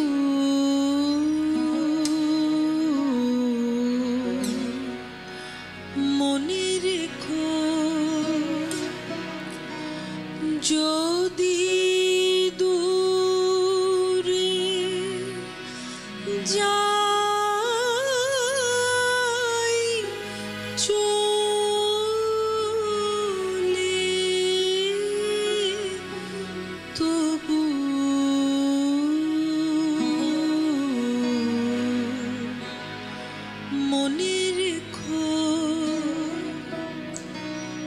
যদি পুরাতন প্রেম ঢাকা পড়ে যায়, নব প্রেম জালে মনে রেখো যদি থাকি কাছাকাছি দেখিতে না পাও ছায়ার মতো আছি না আছি মনে রেখো যদি জল আসে আখি পাতে,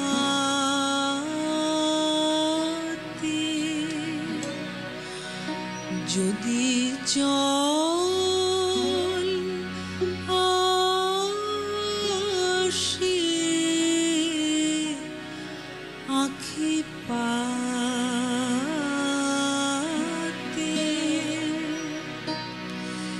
একদিন যদি খেলা থেমে যায়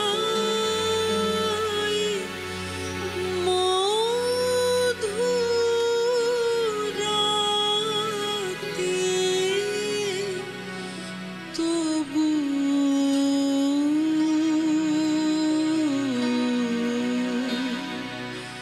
মনে রেখো একদিন যদি বাধা পড়ে কাজে শারদ প্রাতে, তবু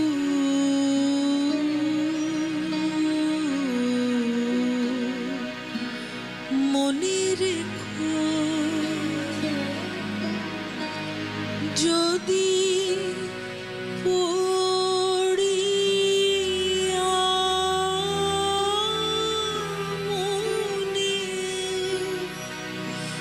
ছলো ছলো জ্বলনাই দেখা দেয় নয়ন কোণে, তবু